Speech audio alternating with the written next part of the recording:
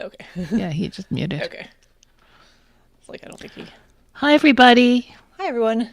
Jeff's still on hold, so we may have a little There'll bit of a delay here. be a moment.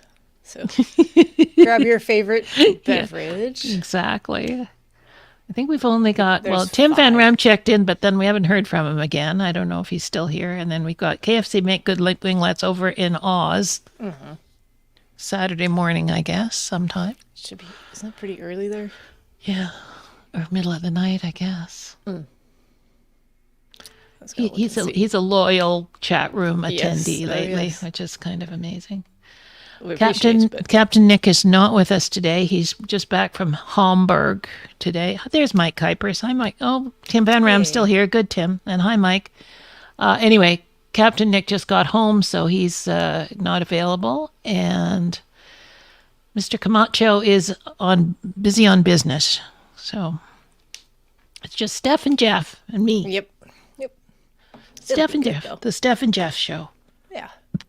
And I sorry, have Jeff. prepared nothing because I've been super busy. So Do you have anything you need to make slides, Steffi? don't think so. Oh, okay. Because I do have a few minutes here while we're waiting for Jeff. No, I got nothing. It's all good. Jeff's just on a phone call. At least I think he's talking to them, or he's still on hold, or he's doing something. So anyway, Unsure. these people obviously aren't APG fans. What's the matter with them? Yeah, don't they know that there's something more important to be doing? I mean, they could be in the chat room. Exactly. They're He probably could talk not. to her in the. He could talk to her in the chat room. Right. Although she sounded a little robotic, if you ask me. Yeah, I think she was very robotic. Like totally. Like totally. Like an actual robot. Exactly. 100%. Hi, Jordan Decker. Main Man Micah, Mike Kuipers, Jordan Is that Decker. a taxiway edge light? I don't think so. I think that's just some sort of mood lighting he's got there. When he's sitting doing piano stylings at his keyboard there. Unsure. Looks like it could be one though. Good, yeah. Could be. I'm just perusing this the news and man, I've been so busy I totally forgot that the half the news that happened earlier this week, which Yeah, I did really. forget, but I'm not sure we'll get to all of it, but, eh, you know, we'll get blue to it. light special, exactly. Was that Kmart had the blue was light special? Kmart. Are there still Kmarts around? Are they still No, I think gone or Oh, and I hope you have a wonderful day too. You've been lovely to work with, U.S. government. Oh, is he actually hanging up? I'd already hung up. yeah, I figured. Yeah. Yeah. It sounds like it was unproductive. Is it unresolved? Yeah, well, she was putting me. I'm sorry, I'm still having you, stay on hold here because she's trying to talk. She's working remotely, Of course. trying to find somebody up the chain that can expedite the whole process. And I said, well, I know this is probably something you don't normally Oh, thanks, hear Micah. about to start a podcast. Yeah. And so she said, I can call you back on Monday to give you an update. And I went, okay. Okay. Oh, by the way, she told me that, she's worked with somebody else that had the same kind of problem with the online application. And there's some kind of a glitch that doesn't allow for you to fill Goody. it out the correct way. And I'm thinking, Goody. Why don't you fix the nobody told me. glitch? No? Yeah. Or fix the glitch. Okay. Just take a deep breath, Jeff. You're back to your happy place now. You got a cup of At least I coffee hope or this year. something? He's got a beer. Oh, he does have a beer. Oh, yes, he did show us his beer. Beer. Yeah. Tropical Oh, little thing. So nice IPA. tropical. Nice. Hazy little thing, tropical little thing. Hi, Neil Landwarn. Not as good as High Lie. I don't know if they're trying to be a High Lie or not, but I have whichever one comes in the pink can in my fridge. The same, like What's that? little Sierra Nevada series, but it's the pink can instead of the orange can. oh, what's the pink can? I'll have to find one later because I can't remember. It's not the hazy little thing. It's the something little thing IPA. This is kind of light bodied, not as I I think don't the know. pink I one's like a little bit heavy bodied. sour or has sour notes in it. I think. I can't remember. You think they left it in the vat too long, maybe? Maybe. I think it's sour on purpose. What's the name of the brewery that they come I to? know. Nevada. I'm just kidding. Sierra Nevada? Yeah. No? Yeah. Yeah. You can get a Little Things party pack. It's Wild Little Thing. That's the one that's in my fridge. Wild Little Thing. Well, yeah, wild little thing. Wild little thing. That's correct. That's what I was doing, just looking it up. Wild little thing. Guava, hibiscus, strawberry, sour ale. There you go. Yeah, it's not actually an IPA. It's a sour. I forgot. It's good, though. Well, good. It's quite good. Speaking of good, found I think, Liz, I've told you about this, the sourdough cellar, Yes. Yes. as in CELLAR, not SELLER. After I said that, I'm thinking, it could be sourdough cellar, like they sell sourdough, which they do actually sell sourdough. It's just Anyway, it's like a play on little words. cottage industry or something like that. It's like an official commercial bakery, and they do it. They cook it and cook it. They cook it. They bake the bread in their home, Nice. and it's so good. I know. I got a sourdough loaf yesterday. I love a good bread, I have to admit. Ooh. So Jeff's having the sunny little thing. Citrus wheat ale. Tropical Little Thing. No, I mean a tropical little thing. Yeah. Oh, okay. Because I looked up one and it's orange and it's Well, I guess maybe they have more than one that's orange. This is kind of orange and magenta-ish colors, I guess. I don't know. There's another airline pilot guy in the chat room. Oh, really? Yeah. oh, who is that airline pilot guy in the chat room? Don't know. Airline pilot guy. Sir, that name is Who are already you? taken. Yeah. How is it that that's not me? You have to come up with your own original name. Is that Captain Nick? Probably. Maybe it is. I hold boxes. Right. Our lawyers will be on your Let's case see. there. I can if it's- put user in timeout, or I can ban user and delete the comments. No, so far they've been pleasant. Yeah, well, I'm sure you're a very, very wonderful person. Who just tell us about yourself, airline pilot guy. Exactly. Do you have a nice mustache and nice gray hair and fly for Acme Airlines? Who are you? Yeah. Please, chat room. Will the real airline pilot guy please stand up? Stand up, Jeff. Yeah. is. There he is. All right. Well, All right. we shall Okay. Are we ready to roll soon? see. Sure. I don't know how are the sound levels, everyone? Mr. In the chat Kuipers, room. Mr. Main Man Micah.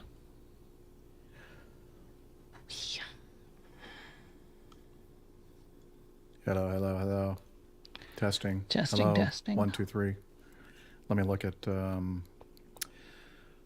your signal coming into StreamYard stuff.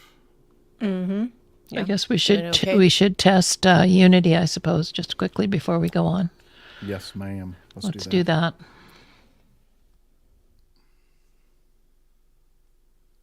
Hello, hello, hello. This is Jeff testing.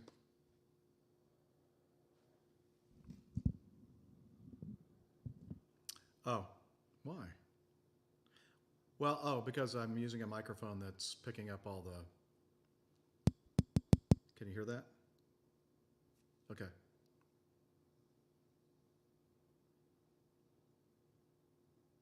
Yeah, I'm not hearing Liz either.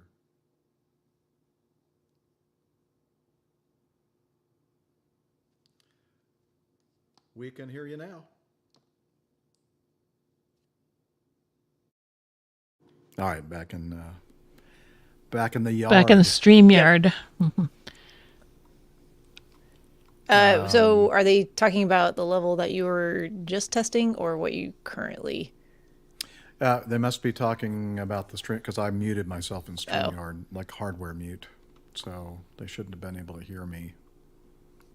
So what are they saying? They No said it mic. was very weak, the microphones, if they could hear you. Yeah, well,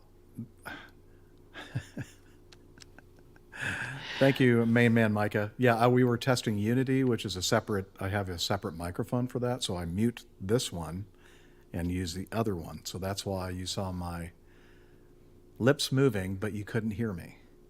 Right.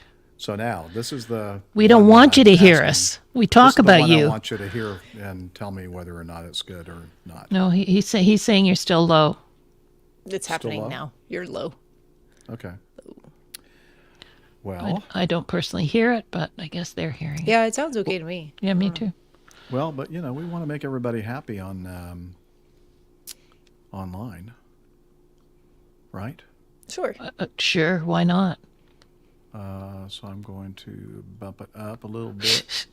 Neil says he fell asleep during PTUK, so he's wakened himself up for our show. We appreciate that, Neil. Thank you for. Are they? Oh, I didn't even think. Yeah, I guess they start at 2 Eastern. So No, they they're should over. It's have good. Yeah, they finished should be a little- finished. It's all good. Okay. It's all good. I thought Okay, about that when I so- suggested the time for start for today. You're so thoughtful, I did Steffi. consider You're it. so thoughtful. Okay, so how's that? I adjusted something. So did that help at all, or do I need to maybe even bump it up some more? Mike Kuipers is saying you're still lower than Steph and I. Okay. Don't I go just too much raised higher. raised it again. Hello. Absolutely no change in your levels. Well, fine. I can bump it up a little bit more. It's a different microphone I'm using today. So, Oh, Mike Kuiper says you're good now. okay. What is that I'm hearing? I don't know. I hear that too. I feel like it's in. Oh, okay. Hang on. Oh, I know what it is. I think. Yep. I have my noise assist off. I bet it's good now. Do you hear anything? I only hear a lawnmower outside my house somewhere. This microphone is so damn good. It's picking up the lawnmower All the way from Steffi's. Wow. from That's in amazing. South Carolina. Isn't that amazing? Now we're getting an apology from that airline pilot guy. He's saying, just to be clear, I'm not sure how the name airline pilot guy showed up. Okay. Hey, there's I'm not Roger. Hi, Roger. Well, how do you change what name comes across there? When If the guys were so it's doing that. YouTube. It's whatever your YouTube. Your name YouTube is. name, yeah. Okay, so I mean, people actually change their YouTube names when, in the show, a couple of episodes ago, where they Yeah, Neil Landwarn did it one show, I guess. I haven't. Ah. I haven't. Yeah, so look at your airline pilot guy. Who is this really, though? What's your real name? Yeah, Yeah, I mean, you can give us whatever name. You want. come We clean. won't tell anybody. But yeah, you need to change whatever name is in on your YouTube identity. I still think it's somebody we know. Yeah. What if we went like this? We go to YouTube, and then we did a search for. Can you do that? Can you search for I don't know. Never done it, but people on YouTube?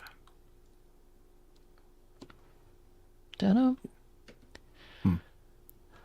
Okay. Let's get this show going. I've got a lot going on. Sorry. Yeah. All right. Let me make sure I got recording going here. Recording's going there. Recording Neil says is it's very going easy to change the here. name. Neil Landwarn says. Yeah, I know. We saw that. You did it very, very quickly. Yeah. So maybe the airline pilot guy person can change theirs to something different Yeah. so that people don't think that it's me. You know that name, airline pilot guy? Don't use that. Yeah. Thank you. Thank you very much. Okay. Crypto podcasts. Maybe it's cryptic podcast. Maybe it's very cryptic. Crypto. What he's We talking. should start offering people in the Crypto Copy Fund? the Crypto Coffee Fund. Yeah. Wait, hang on.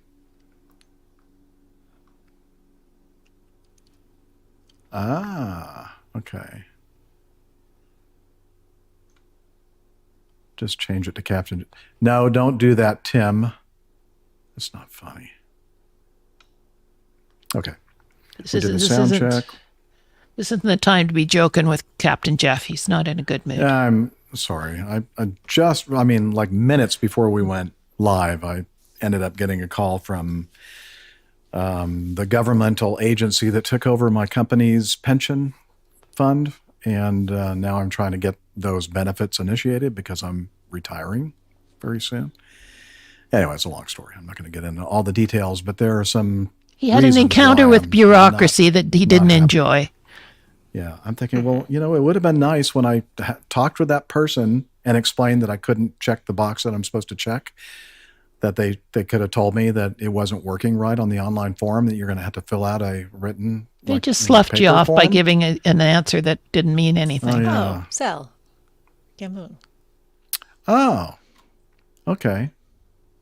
Yeah, well, welcome. Not Okay, sure how you're... so we know who to sue now. Sal, yeah. You need to look into changing your identity on, or maybe he's just doing that everywhere. Everybody go, oh, who is this jerk calling himself the airline pilot guy? Right.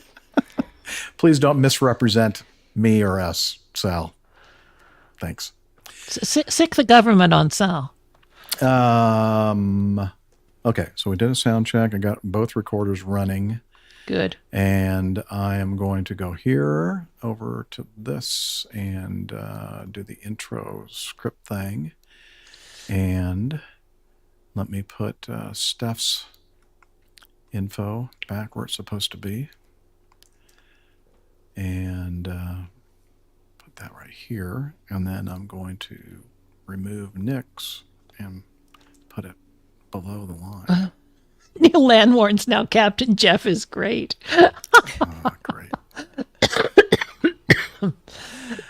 Why, started you some wise stuff guy. Captain Jeff is great. Yeah. Well, I do like that, though. I do. Keep it. Yeah. I would keep that. That one's approved. Ding! Approved. Yeah, now, Sal. No. Yeah. Neil. Ding. Yeah, Sal. Neil. Bleh. Sal. Okay. So easily entertained. Yeah. And then, of course, where is the Jordan says Neil must want something from you, Jeff. And then I can hear this. Liz is just about to bring this thing out. Yow! Yeah, exactly. Ouch. It sounds painful. It is. In a good way. Exactly. He likes it. Not really. I mean, it's virtual pain, so I can handle virtual pain. Tim Van Ram's going with Captain Jeff the Great. You guys, stop it. Okay. I guess we should start. Okay. Oh, I was thinking, maybe, do you want to hold 01B until Nick comes back? Because Sure, whatever. he's the one that sent that one. Okay. Is there a video that I need to get ready? No. There's a video in the Oh, did I want to? I don't really need. I mean, there's really not much there except that they say that they're diverting, right? Well, they say they have the guy subdued. Or Okay, I'll play the damn thing. So let me download it. God, talk about a short fuse. That's why I'm not saying much of anything at the moment. I'm just letting whatever is happening over there. I can't wait to get in the background. Oh, there's Pip. Hi, Pip. Hi, Pip. Hey, Pip. Guess what? We haven't started Just yet. in time for Well, it's only been 10 minutes, right? 20. No, 20. Always the optimist. Oh, well. That's worse than average, actually. We drink some more beer. Yeah, that's That a good helps. idea. That's always a good idea. Unless you drink too much like I did last night and had not a very good night's sleep. Oh. But whose fault is that? You did not have a good night's sleep? No, I did not. Sorry. I think I set a new record on the Epic snoring scale, Liz. Oh, off the charts, were you? It was off the charts. Was there an earthquake reported near Roswell last night? I'm surprised that I didn't hear somebody like Pounding stopping on your and door? then pounding on my door and said, "Would you Hey. shut up?" Are you okay? At least they know you're not dead. Yeah, that's true. Yeah, I have a snoring problem, Ram. folks. He's been What is he saying? spending 'Cause I- he's been it's been a spending the great- time trimming ear and nose hair, waiting for us to start. Oh, good. Well, that's good to hear. I've been Sure, reading. his- I've been reading what we're going to talk about today. His wife will maybe. be Oh, happy, good. I'm sure. I mean, not like a lot of it, but just a little bit at least. Or some of it. Like more like skimming. Yeah, that's So right. I'm not Stevie. completely Okay. surprised by. Yeah, that's good. Video file and go to videos. We're almost ready. Almost. Yeah, I didn't say anything. Almost ready. Where is it? Here it is. Hijack attempt. Oh, Sal has changed his name back. Thank you, Sal. But Thanks, Sal. But Neil's stuck with Captain Jeff is great Yeah, 'cause because he you can't can change change it. her name twice in We're 14 good. days. You can leave that, Yeah, Neil. You can leave that one. yeah. I'm okay And with Pip that. thinks that Captain Nick might be lost in Hamburg still. I No, don't know. He tried he's- to tell no, us he was home, but he's home. No, he's maybe home. that was just him trying to be Nah, he's home. not concerning. I heard from his chauffeur. Yes. Is that a new style, Steph, or you just haven't brushed your hair today? I love the bangs. I Going love as Steffi's bangs. Captain or Captain, going as cousin It for Cousin, Halloween. there you go. I like Cousin It. Okay. Darn it. Let's just start this damn thing. Where is the thing that I'm supposed to put? Here it is. You're listening to the Airline Pilot Guy Show. The view from our side of the cockpit door. WAPG. It's the Airline Pilot Guy. Airline Pilot Guy, episode 591. Yeah, he's up in the sky. It's the Airline Pilot Guy. Hello, you're listening to the Airline Pilot Guy Show, the view from our side of the cockpit door. With your host, Captain Jeff, broadcasting live from Studio 1A at APG headquarters in Roswell, Georgia. Today's show was recorded on the 26th of October, 2023. Yeah, he's up in the sky. It's the Airline Pilot Guy. Put your light and it's flying by. With the Airline Pilot Guy.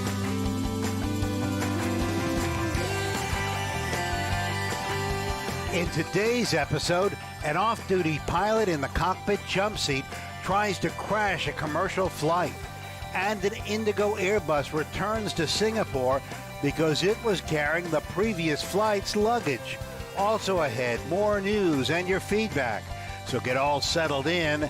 Tray tables and seat backs in the upright and locked positions. Electronic devices powered on.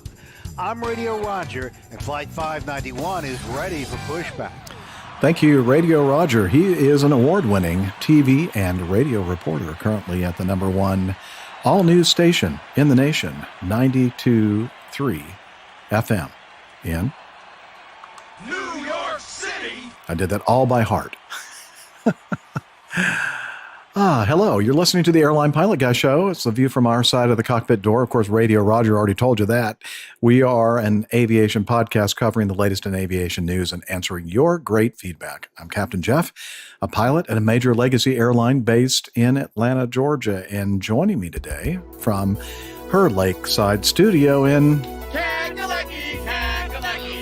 Doctor, skydiver, marathon runner, strength training junkie, IPA connoisseur, and commercial multi-engine instrument-rated backstabbing jumper dumper. It's Dr. Steph. Hey, Captain Jeff, and I just want to state for the record, I think you nailed it. It's perfect. Just Thank you. as Oh, it yeah. should be. Here, wait. I can do that. Do you have a there we go. Yes. Yes. Just the It's two on of the us. second to- page. That's right. Just the two of us today, and producer Liz is here, but we're going to Yeah. get through some really good news stories and some of your feedback as well. Looking forward to it. Yep, Liz is here making sure that we get the whole thing straight, and we're going to do the best we can so we don't get hit by the old whip. All right, and speaking of the whip, from her studio in Toronto, Ontario, Canada, retired financier and aviation enthusiast, spreadsheet master, and our producer, it's the lovely Liz Piper. Here I am with my whip at the ready. Uh-oh. It's going to be one of those shows. Ow! Have a good show, you two. Stings a little bit. Thanks. It does sting, but after a while, you just get used to it, used to the pain. All right, let's do some aviation news.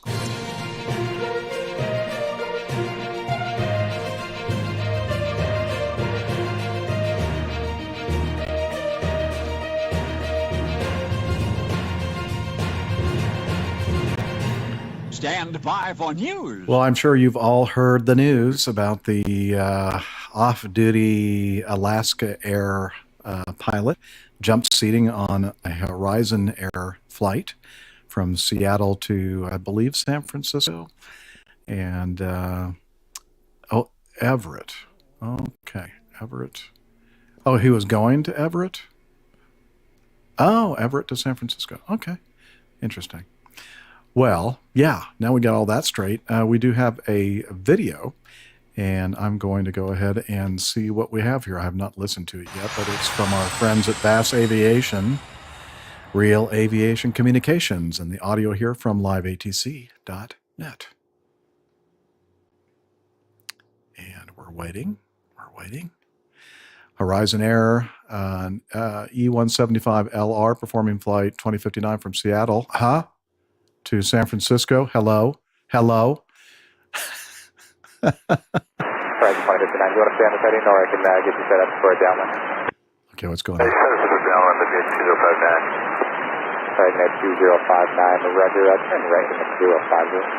050, 2059. Right, net 2059. When able, if you could let me know the threat level.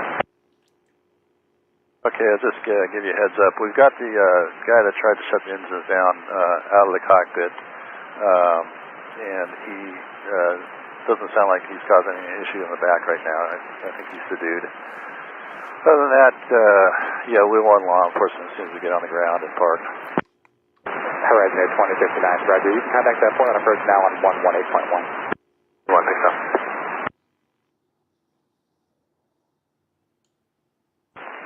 Point of approach is 2059, 1,600, rather 16,500 for 10,000. Information Quebec. President 2059, Portland approach, Portland number 2990, expect ILS runway 28 left approach, descend and maintain 8,000. Okay, down to 8,000 and ILS 3 left, thanks. He's not happy. Horizon 2059, turn right heading 100. When you have a moment, what is your gate that you're parking at? And do you need local law enforcement to show up? Yes, we need law enforcement 100, and we don't know the gate yet. Horizon 2059, Roger. When you find out, let me know, please. Yes, we'll do. Horizon 2059, turn left heading 010. Left heading 010, Horizon 2059. Oh, is that a different voice, or is this the first voice Sounds that's like just happier now? Either he's happier or it's a different voice. I think it's a different voice. I think it's a different voice. I think the first voice probably had plans in San Francisco, and now they've all been spoiled. I'm just guessing. Horizon 2059, let's be back to the final approach course. Vector to final approach course, Horizon 2059. Horizon 2059, what is the threat level? The threat is now in the back of the airplane, so we're reduced on the threat level. We're going to check in with the flight attendant to make sure everything is running smoothly, but it seems like he settled down as soon as he, after one moment of going a little bit overboard, we put him back. So. President 2059, Roger. Just as we can report this, what was the highest level that occurred? So. Okay, I have to interrupt here because when I heard this conversation, I'm thinking, oh yeah, I'm not sure I know exactly what Yeah. we have to do these like every recurrent training or every other recurrent training and go over all the different threat levels and all the different things. And we have guidance in our flight operations manual that tells us exactly what threat level and everything else. But if It's like somebody a just numerical scale. yes, like, it's a numerical, it's a number.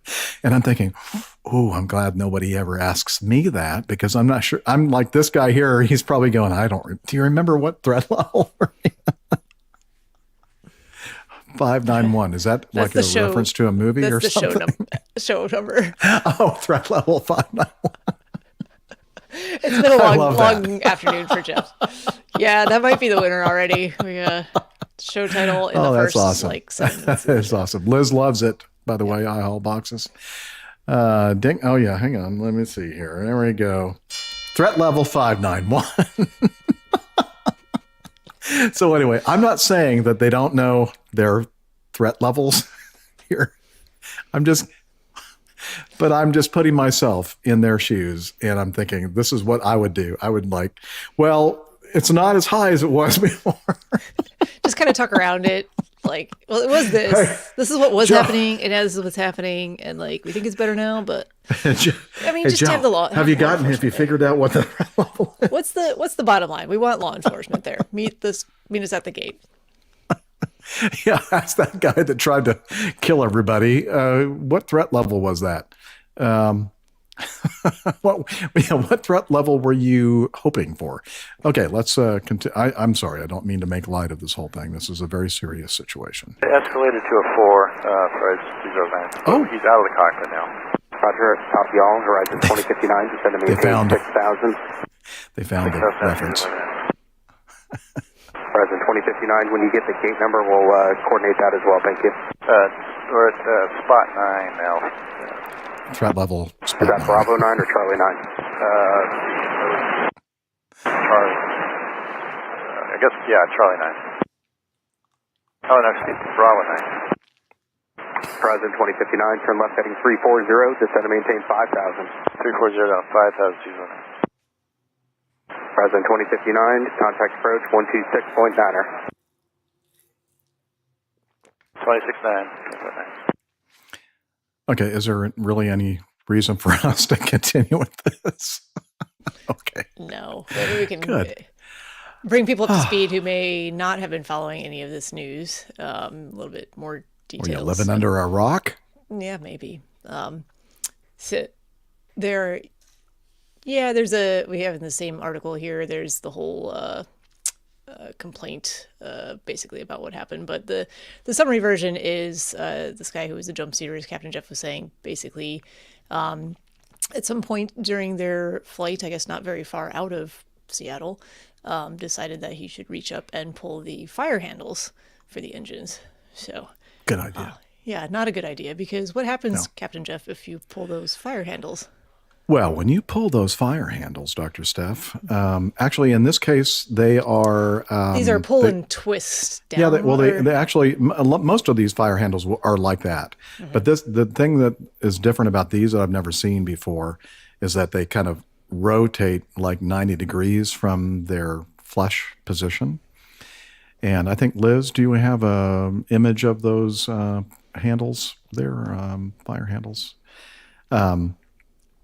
Here we go. And so you grab onto the, let's say, number one, and you pull it down. And so it rotates about 90 degrees.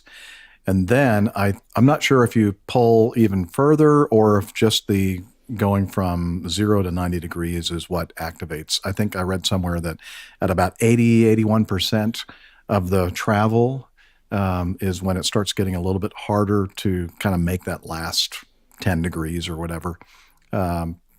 Yeah, there's some resistance there, just to make sure that you didn't accidentally grab the handle to right, get yourself mistake. up out of the seat or something that. Did you mean to pull this handle? Yeah. Because when you continue to pull it the rest of the way, you're going to effectively shut down the engine. It basically shuts down fuel and fuel for sure, probably in a couple of different places. And it depends on the airplane. I've flown airplanes in the past where it shuts off the fuel in a couple different places. It shuts down or shuts off hydraulics from that particular engine, and sometimes pneumatics as well. I'm not sure what the Embraer 175 how it works, but essentially, you're using it to in a situation where you have an engine fire and you want to shut the engine down completely and just isolate it as much as you can. And have zero intention of restarting that engine by that point.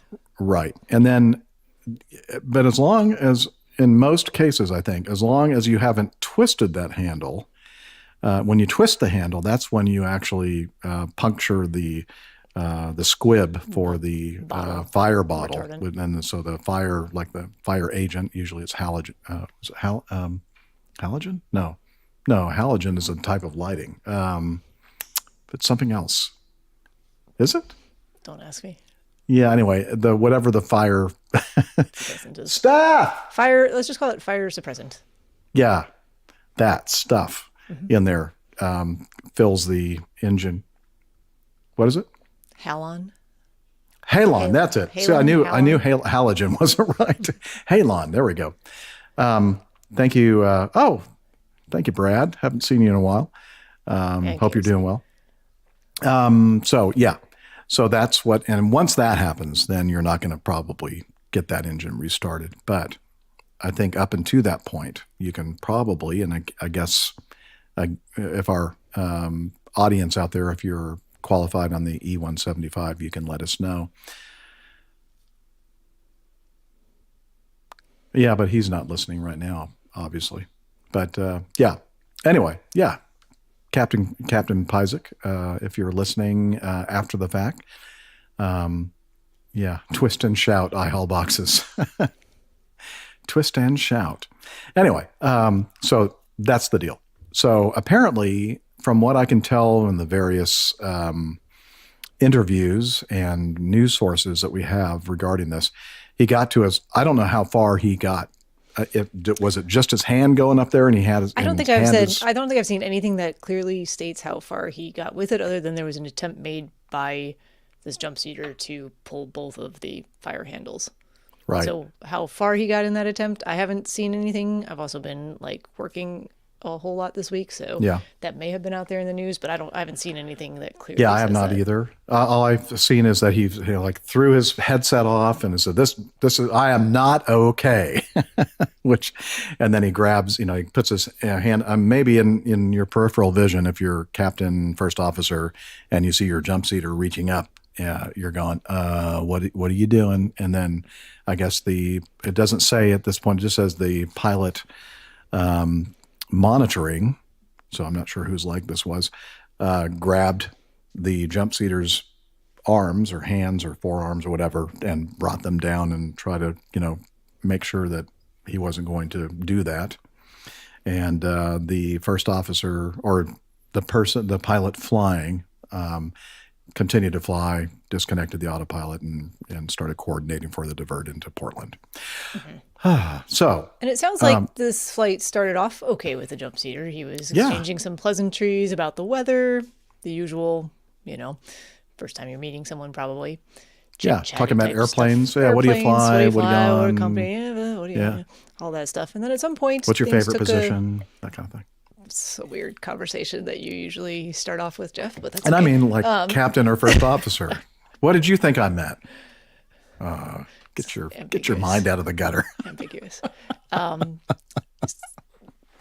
Listen to any good aviation podcasts lately? But anyway, at some point, this took a very weird turn where he decided he wasn't okay. With the aviation podcasts. Decided to try to disrupt the flight in this manner. And then it came out that he told officials after the fact that he had taken mushrooms and hadn't slept in a significant amount of time. So his iHaul box, it says he's changed a movie quote on us. It says, "Joey, have you ever taken mushrooms and pulled the fire handles?" Thank you, Captain Over. We should not be making light of this. I don't know. Let me tell you what. You have to read the question. I'm reading the question. Oh yeah, I should read that. There's going to be a lot of editing of this segment when you do it in the audio. I'm just going to leave this all in. Okay. Tim Van Ram in our audience says, any chance this incident will result in new jump seat regulations from the FAA? And, excuse me, my tropical IPA is speaking.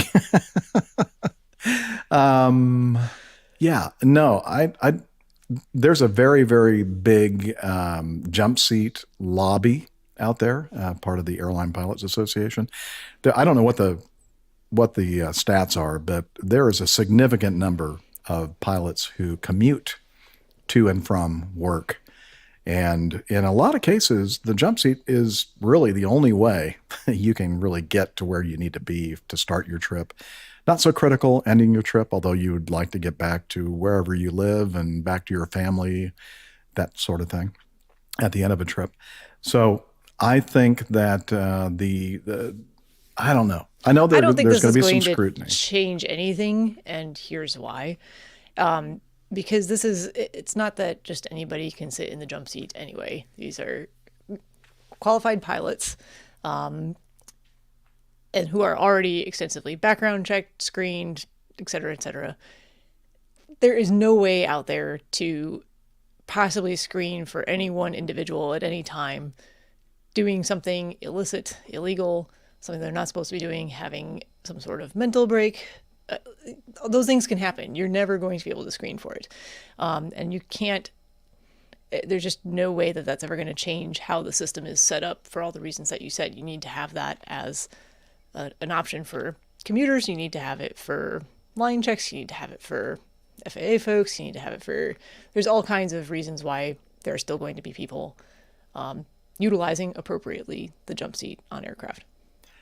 And really, it's no different than whoever the trip is rostered with, the pilot, the captain and the first officer. I mean, it just so happened that this very highly qualified pilot was off duty and traveling in the jump seat. But it was, when you're in the, by the way, a lot of people say, oh man, that's so cool. You get to ride the jump seat. And then when you're really new, it is cool.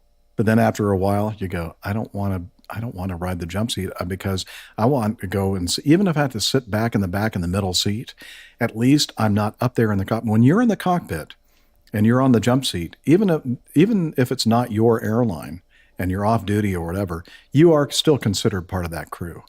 And so you still have the same responsibilities that they have. So I'd just as soon, sit back in the back and in a middle seat and, not have to worry about the operation of the flight, honestly. And I think most people, if you asked them, would say the same. So, okay, a couple of pilots in our live audience say, this is from KFC, I think there will be a jump seater restraint jacket as standard now. And then Brad, the Sultan of Wings, says, nah, I agree. This is an isolated incident, but they may duct tape jump seaters until arriving at the gate. Although I watched something, I don't know, I just stumbled upon this YouTube video of a dude that had been duct taped to a seat back, a chair back, I don't know what the show was. I think it was some sort of like Mythbusters type thing.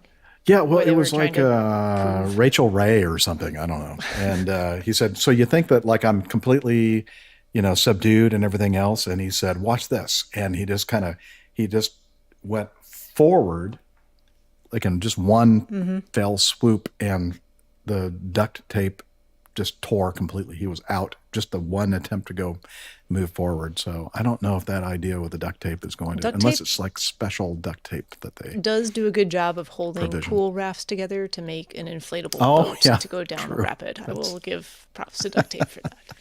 Yes, but not for the jump seaters.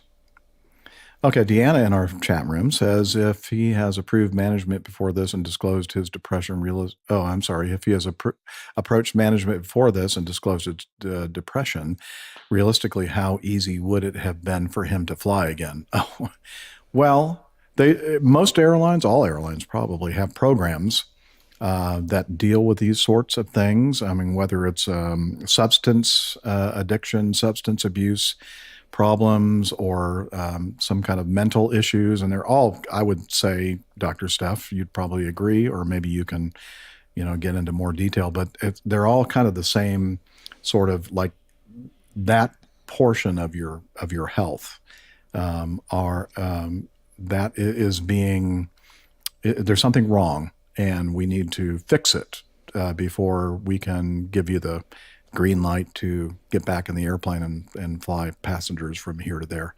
I think we've talked about a lot of the mental health stuff kind of extensively, and substance abuse and all of those related things. And there are pathways forward. They're not easy pathways, which leads to this historical reluctance for people to disclose these concerns and issues.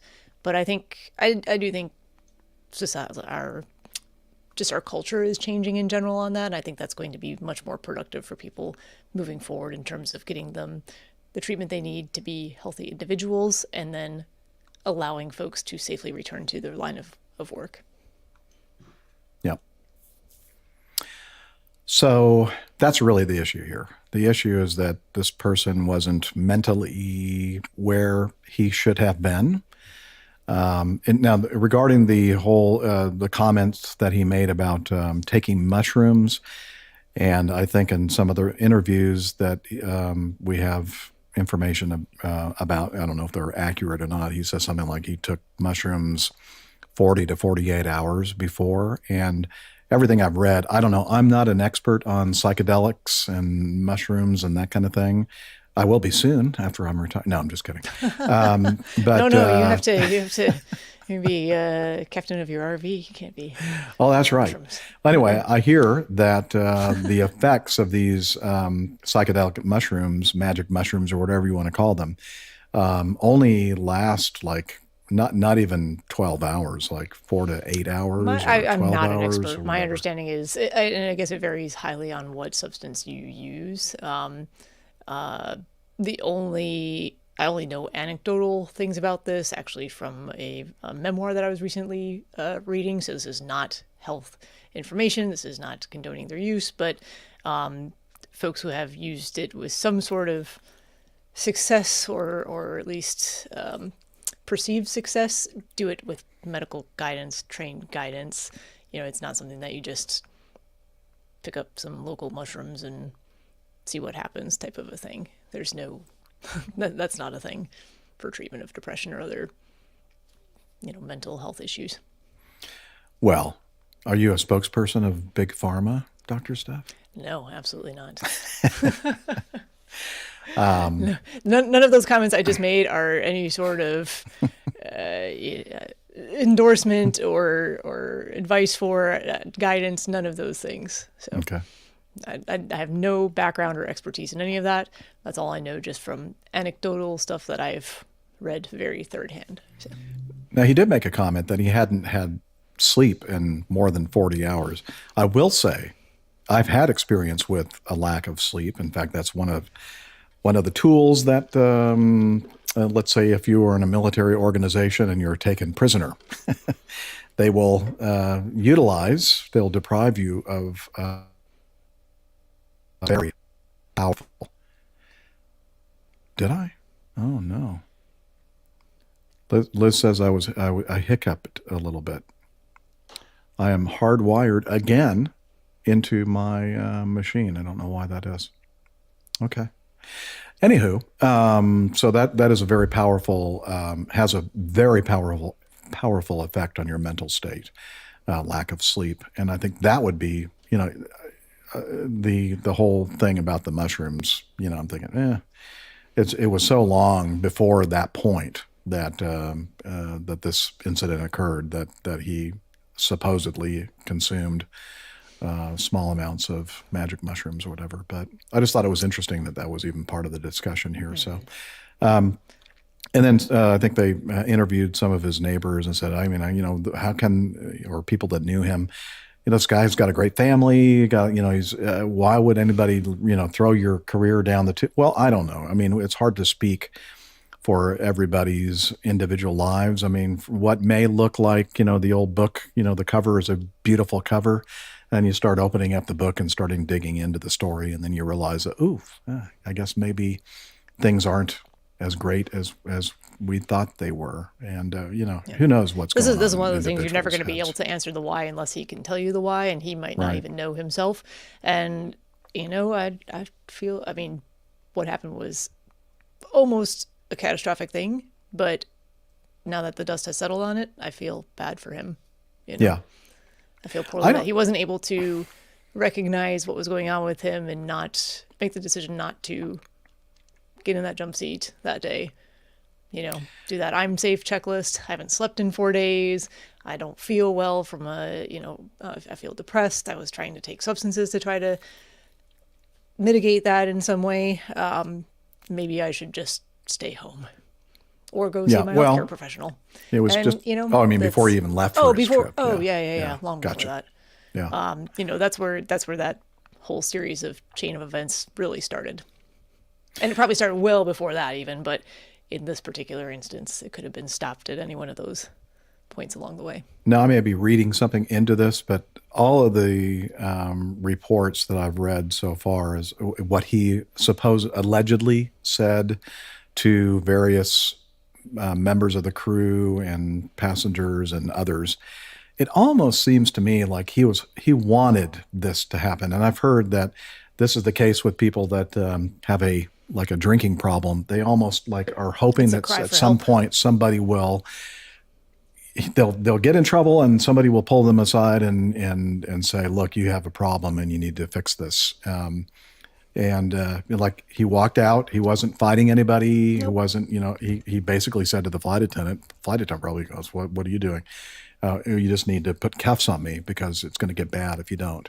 And that's what it said in the official complaint from the FBI special agent.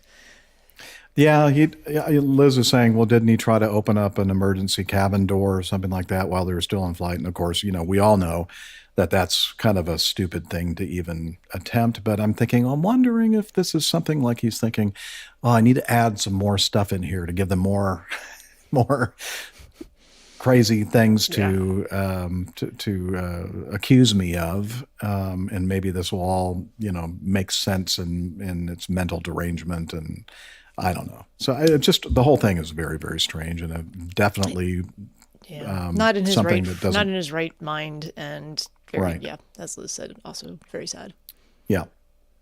All right. Okay. And that was just the first item, and we've already burned a half an hour of the show. Wow. And we're going to burn the next half hour here with this next one. You're still going to edit some of that stuff out. No, I'm not. If you're hearing me right now, my voice, I am not editing any of that out. Sure. Okay. Let's continue with this next one that occurred just a few days ago. Wednesday? Tuesday. Okay. Tuesday, October 24th. Or Tuesday, one of those days. Earlier this week, let's just say. In Houston Hobby Airport. That's the airport that I've been flying in and out of mostly since I've been on the new airplane, the Boeing 717, and it's kind of very similar to like Midway. It's not got kind of huge like crossing runways, right? Crossing runways and not super long runways. And Southwest, it's a Southwest Airlines hub. And it's a very busy airport. String of traffic coming in. And a lot of and GA leaving. traffic happening A as lot. well. A lot of GA traffic. And a lot of business jet traffic. And several FBOs there, fixed base operators. And this incident occurred, as we said earlier this week. And we believe the official statement issued by the National or the FAA or the NTSB, or maybe both, say in their official statements that one of these airplanes decided to initiate their takeoff sequence without getting approval for that takeoff clearance, and that's kind of redundant, isn't it? They didn't receive takeoff clearance. And there was another BizJet coming in on short final, and on a crossing runway, 13 right. So the first aircraft is runway 22. Apparently, now I tried to find the audio for the transmission to this jet and what kind of clearance he received, whether it was a lineup and wait and then a takeoff clearance for runway 22, or if it was just lineup and wait. Now the problem here with the audio using live ATC audio, liveatc.net is a godsend for aviation enthusiasts because we get to hear all these communications, but we need to make sure that you understand that this is not official recordings of the transmissions on radio because it usually involves volunteers that have scanners set up, and in certain locations they have multiple scanners, and so they're only listening and recording audio on one particular communication channel. Other times, like in this instance, you have a situation where somebody has set up a scanner that is scanning multiple channels here at Houston Hobby. And the problem for us listening to this is that the scanner doesn't always focus exactly on whatever frequency has the most pertinent information at the time. So, in other words, there may have been a clearance to line up and wait or even a takeoff clearance there, but because another channel was transmitting at the same time, the scanner picked up that one and recorded it instead of the one that we really were hoping that we'd hear. So that's to say that I don't know. Yeah, there are official tapes. So the National Transportation Safety Board that is investigating this incident, which we're going to tell you about here in a second. You're going, what are you talking about? They'll have the tapes for each of the frequencies: the tower frequency, the approach frequency, the departure. All these different frequencies, ground control. They're all separate recordings, and they'll be all pristine. Where sometimes, because again, this is all volunteer, wherever the radio that's picking up these transmissions and recording it for us, maybe not be ideally situated, and so you're not going to pick up everything. So let's listen to some of the audio that we do have from this scanner at Houston Hobby Airport. And I'm going to start it at the point, again, as I mentioned, we don't know what the clearance was to 269 Alpha Alpha, the Hawker, whether they received a takeoff clearance or not. But at the same time, there was a citation, 510, I think, a 510 Mike Hotel. Did I get that right? Or something like that. Yep. Hotel Mike. Sorry. Okay. Hotel Mike. They're coming in. They left Peachtree cab, I think, somewhere in the Atlanta area and flew all the way down to Houston. They're on final. So they're coming into land, and the Hawker is on runway 22, the other runway, the crossing runway, and supposed to line up and wait, not roll for takeoff. And I'm going to start with the very first thing. When I push the play button, you're going to hear something that I think may have been somebody, I don't know who, on one of those three frequencies that this thing is recording or scanning, like almost like something's wrong. And then there's a little bit of gap, and then the next transmission, and I cut that gap. There was a very long gap before anybody said anything. So here we go.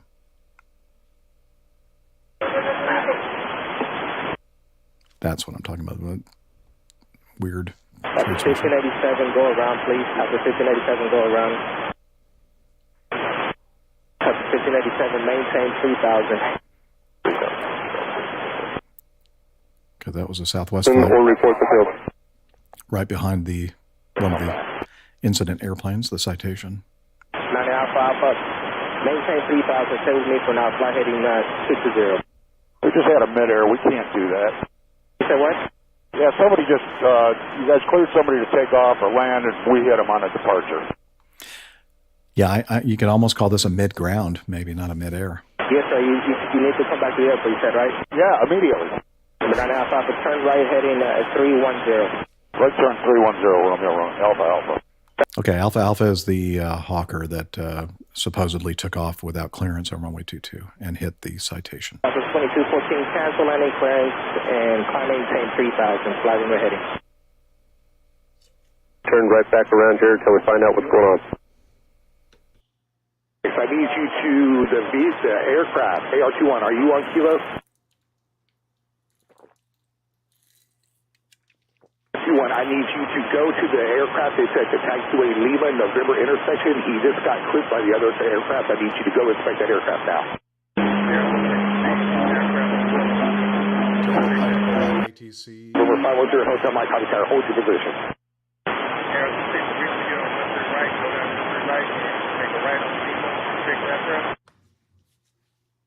180. Thank you. 1587, turn right turn heading 260. Right, 260, so 1587.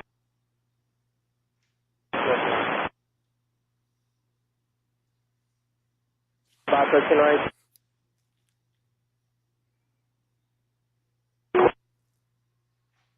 To the Wilson Air Ramp, 510 Hotel Mike.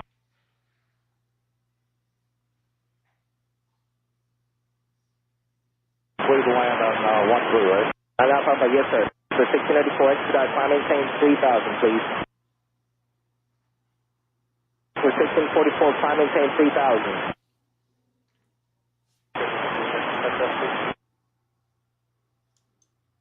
Okay, stand by. No aircraft going anywhere, all aircraft for the position. No aircraft going anywhere, stand by. 90 Alpha, you clear land runway 13 right. Clear the land 13 right, Alpha. That was the incident aircraft. Hey, we need somebody back at the Kilo intersection because we have a second aircraft involved in the incident getting lanes who ran on a landing 13 right at this time. One vehicle with the aircraft that just went into Wilson Air, I need another vehicle back over here to Kilo for the second aircraft involved.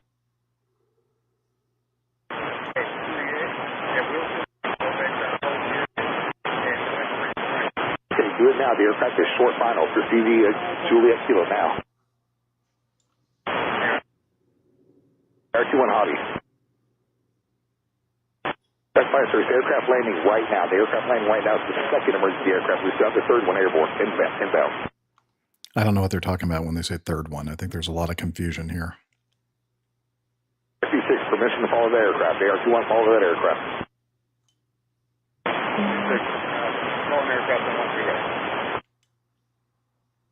8.8. 23H, stop at 1644. Is the runway going to be closed? Yes, sir. We're all going to be closed. Roger. I know you're busy. We're holding just north of the... It's just like the particular triangle. 00 Foxtrot. Landing, the one that was taken out, they clipped each other. They clipped each other. So the Hawker rolled down and basically left winglet of the aircraft hit the tail of the Cessna Citation that had just landed. Get you back in there, maybe look at an alternate. It's going to be a few minutes if you want to go somewhere else. You can contact Houston Approach on 123.8 and they'll let you know how long it's going to be. Yeah, all these airplanes out there, string of traffic coming into Hobby. As I said, it's a very busy place, and they're all being told, okay, well, we can't take you right now. And so I'm sure everything is just going crazy right now and trying to coordinate where they're going to go with their companies. 600 Alpha, hold your position. 600 Alpha, stand by until the fire department says your fire is safe. They need to take a look at the aircraft real fast. As soon as they call you fire safe, we get you back over the signature. Fire safe, that's a term I've never heard. Everybody, home short of runway 22. It'll be a couple moments. We're going to do our runway inspection and check for debris. We'll get you guys out of here as soon as possible. Just stand by, please. Okay, roger that. Number 269 Alpha taxi via November, Lima, Juliet, Kilo, hold short 13 right. Happy Tower, stop, please stop right now, please. Land us taxiing down Kilo needs to stop. That's one of the airport vehicles. 600 Alpha, Happy Tower, you guys with me? Any Alpha vehicle? Okay, November 2600 Alpha, the Alpha vehicles actually need you to hold your position again. And go ahead and hold your position right there. Happy Tower, that please stop. Just stop it. Happy Ground for Alpha 11. Ox, Tommy.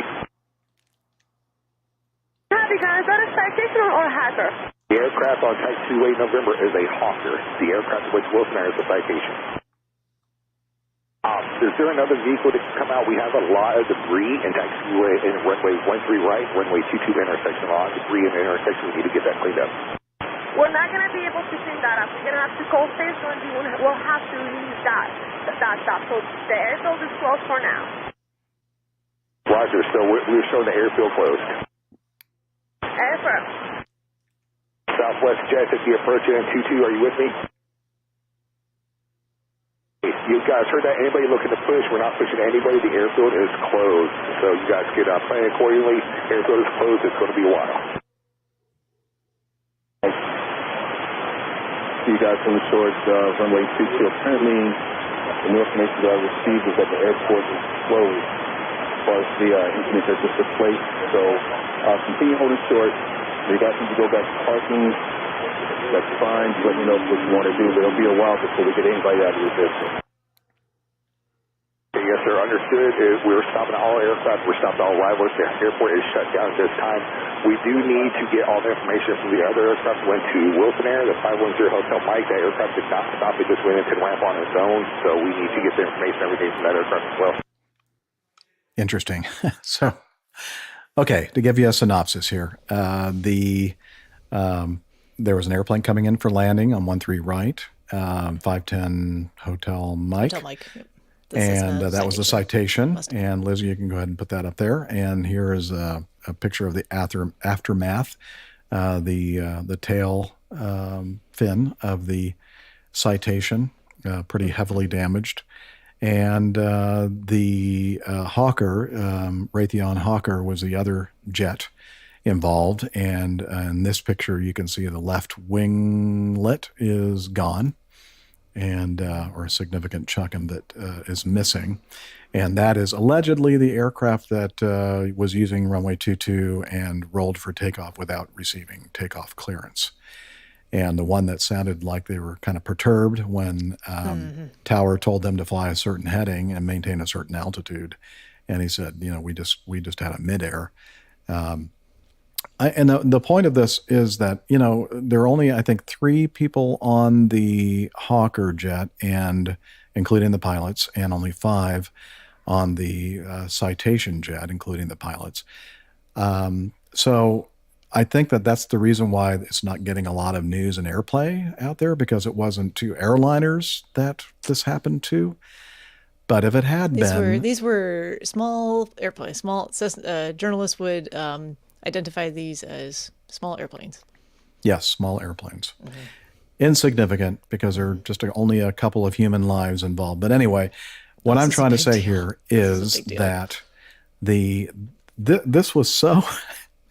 this is about as close as you could possibly get to 2 jets completely disintegrating and crashing into each other, and 8 people dying.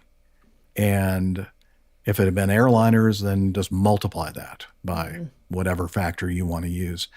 So it's a very, very serious deal here. And again, one of these, we've been hearing a lot of these incidents lately with, miscommunications and human and everything else. And from on the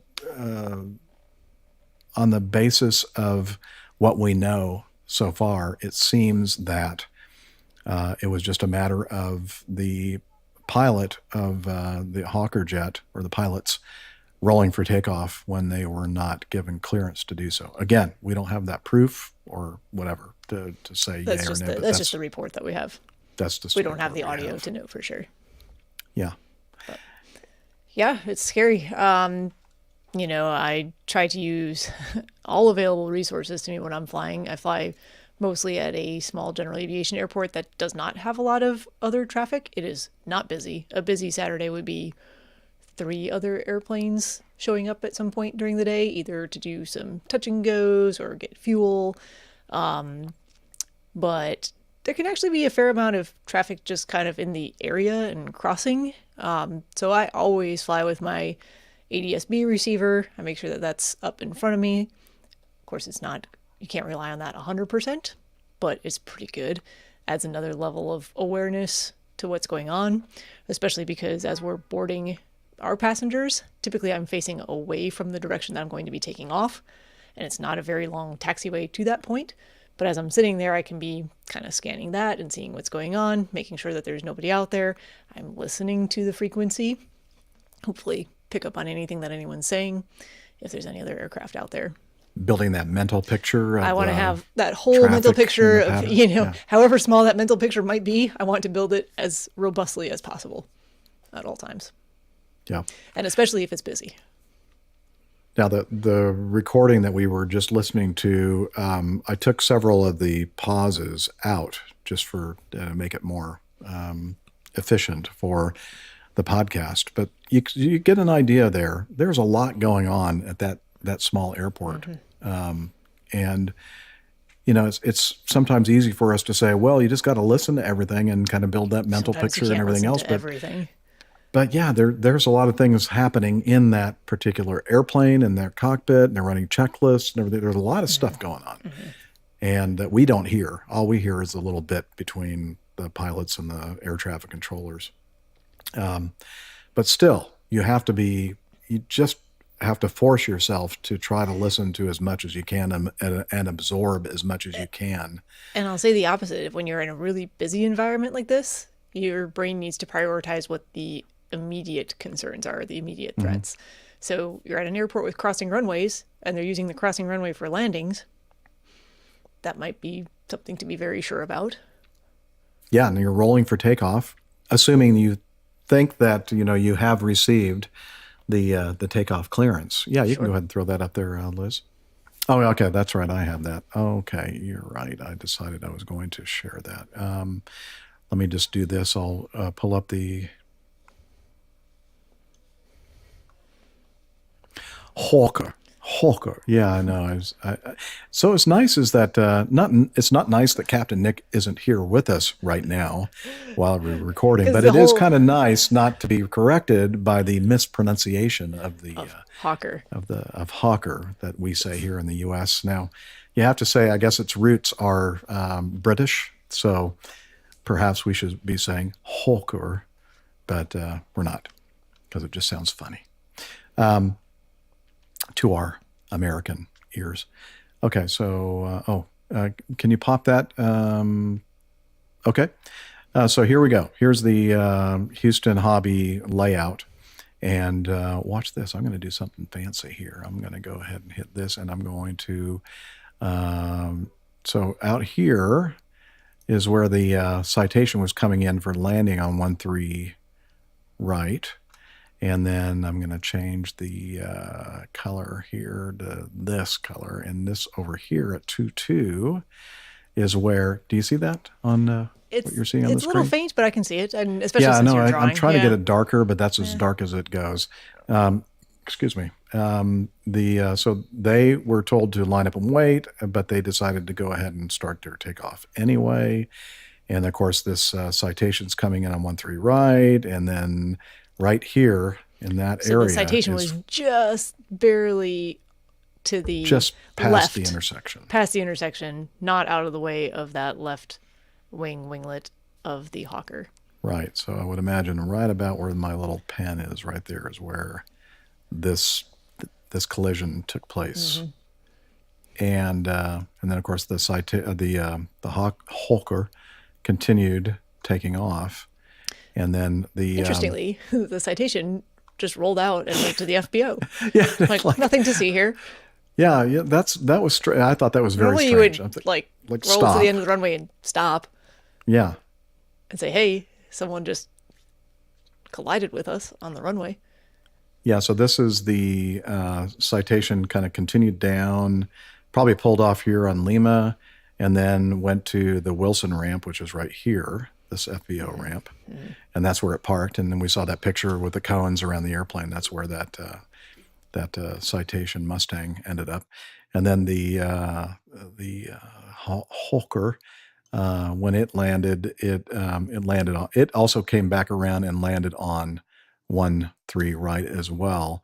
And then they kind of got off down here somewhere and then went around and then Kilo. And then that's when the airport ops vehicle was screaming and telling them to stop and all that. But they were heading up eventually over here to Singapore. A signature. They're taking a long taxi and a boat ride across the and a boat from the south across the Pacific. Don't be so mean to me. Sorry. Okay. I tried to say what did I try to say earlier? I look at all the colorful scribblings I put on this thing. You have a retirement career in like being one of the commentary folks for sports events, and you could like pull up the whole screen and Now I don't know if this is going to be an issue that I just highlighted here on the 10-9 airport diagram page that says aircraft in takeoff position on runway 22. Be alert for possible radio interference or null on tower frequency. Use upper antenna if so equipped. So the radios in the aircraft, you usually have at least two, and one of the antennas is usually on the top of the aircraft and one is on the bottom. How about in a Hawker though? I don't know. I'm not sure what the arrangement not that is. Tall of an airplane. Yeah. So I don't know. I just thought I'd throw that out there because when I was looking at this, I'm thinking, oh, well, that's interesting. That's something that the reason why we review this airport diagram is to see all these little notes on here about, restrictions that or risks or whatever that might be there. Okay.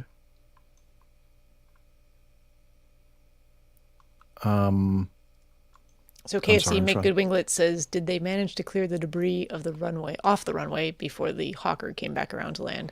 I'm going to guess no, and they probably didn't care at that point for the Hawker. Yeah. They wanted to land immediately. I tell you, based on that, on the ATC, liveatc.net recordings, there was a lot of confusion going on there. That obviously somebody made some kind of a quick transmission, like at the time this collision occurred, I'm assuming. And then there was like a lot of silence, as I mentioned before, and that I cut out before any transmission was made. And so everybody, I think, was kind of aware, or not everybody, but there were several people aware. But even in the tower itself, you could tell that some of the transmissions that we heard, it was like they didn't really have a clear understanding that this was not, like the air rescue firefighting equipment thought that this was the emergency aircraft, the citation. And then they go, nope, you need to stop doing that and go over there, and because the other airplane's coming in for landing. I don't think they realized that there were two airplanes involved in this. And then, yeah, that's a good point Liz was making, that just not the usual calm demeanor that you normally hear in these situations. You could almost hear a shakiness in their voice, like they were really, really startled by this whole thing. And, obviously so. But then there was that communication there made to somebody that's saying something about the third emergency aircraft. I'm thinking, well, either there was some kind of an emergency that was happening before all this, or just, the old confusion, the telephone game or whatever you call that, where it gets the message gets completely altered and corrupted after it goes through several different channels. So that might be what was happening here. I don't know. Let's see. Tim Van Ram in our live audience says, hope ATC managed to pass the phone number over frequency while so busy. Yeah. Yeah, I don't think in this case that they're worried too much about getting that number to these incident aircraft. The aircraft are. Yeah. So, wow. I mean, that could have been, as I said, this could have been something that we'd be talking about as a huge tragedy. It's thankfully nobody was injured in this, supposedly. This was very, very, very, very close. As close very close as call. It can get. Yep. Okay, we're almost at the hour point, believe it or not. I think maybe 2 news items. Yeah, that's okay. These were worth talking about. I know, and I actually like it when we do this because it kind of gives, more in-depth analysis is, I think, something that people enjoy hearing us, talk about. So I hope so. Yeah, and if not, there are a lot of other great aviation podcasts out there for you to listen to. All right. I'm going to skip to C and just give you a quick update. This was the incident involving the FedEx 757-200 at Chattanooga, Tennessee, that had a hydraulic problem, and then they had an unsafe gear indication, and they had to do a full gear up landing on the relatively short runway there at Chattanooga. And the NTSB has released a preliminary report. Let's see, the FedEx Flight 1376 had experienced a failure with its left hydraulic system shortly after takeoff from Chattanooga. I've already mentioned that. Let me see. Let me roll down. They had initially they had an indication of a trailing edge flap disagree. So that's the first indication that there's some kind of a hydraulic issue going on here. So they were running that checklist. They also got the left hydraulic system pressure ICAS message, and then the left hydraulic system pressure. Let's see, no, that was what I just said. So they were running that checklist. And then when they were out there getting all the vectors for landing, and they've already committed now that they're going to bring it back here, that not knowing that they're not going to be successful with the alternate gear extension procedure, which they were not.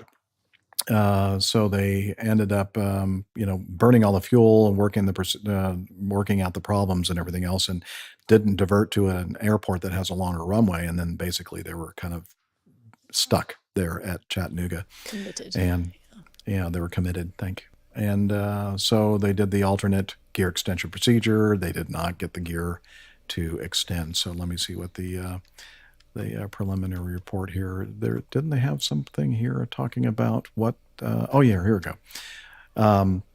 The post. Oh, before I go to that, after the airplane came to a complete stop, the flight crew performed the evacuation checklist. The jump seat occupant attempted to open the left-hand door, the L1 door.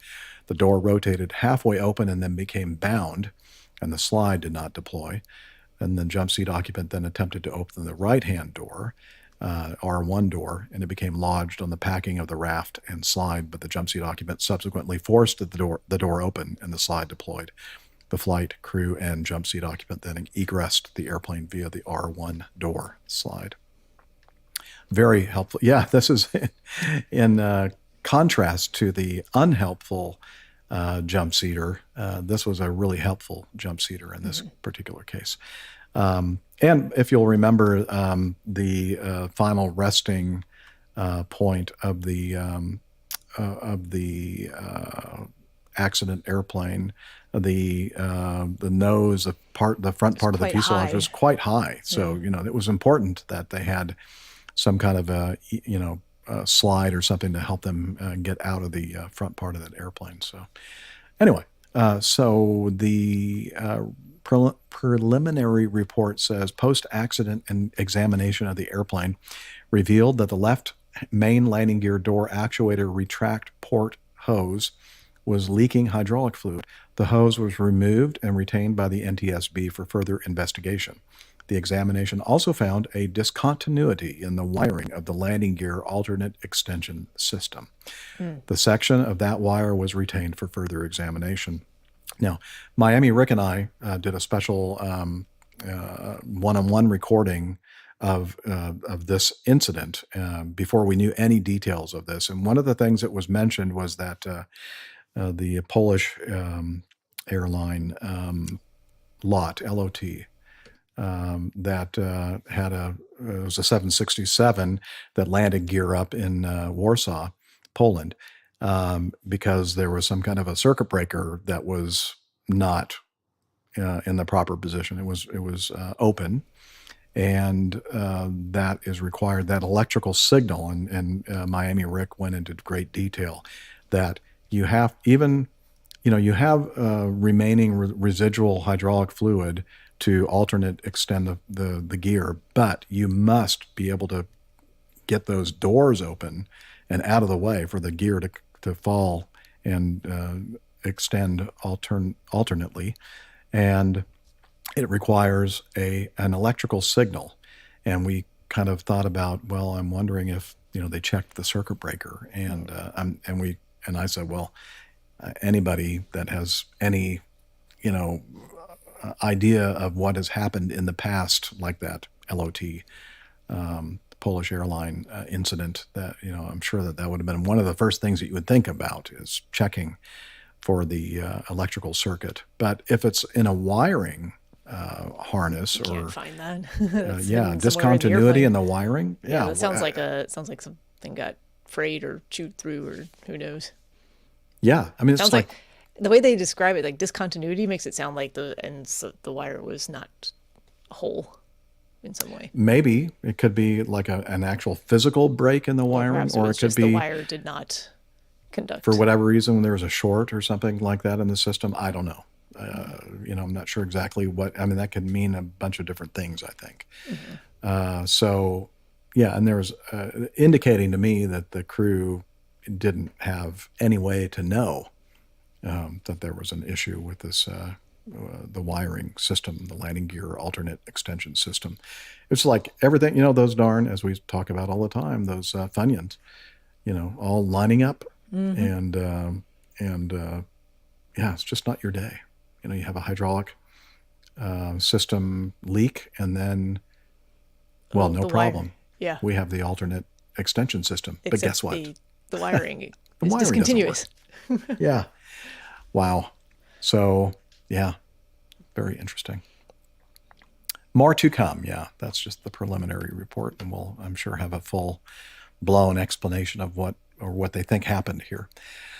All right, a few other items here in our news segment, but we're going to go ahead and skip it because we've spent so much time on these three items. So let's go ahead and continue on then with the best part of the show, which is getting to know you, getting to know us, actually.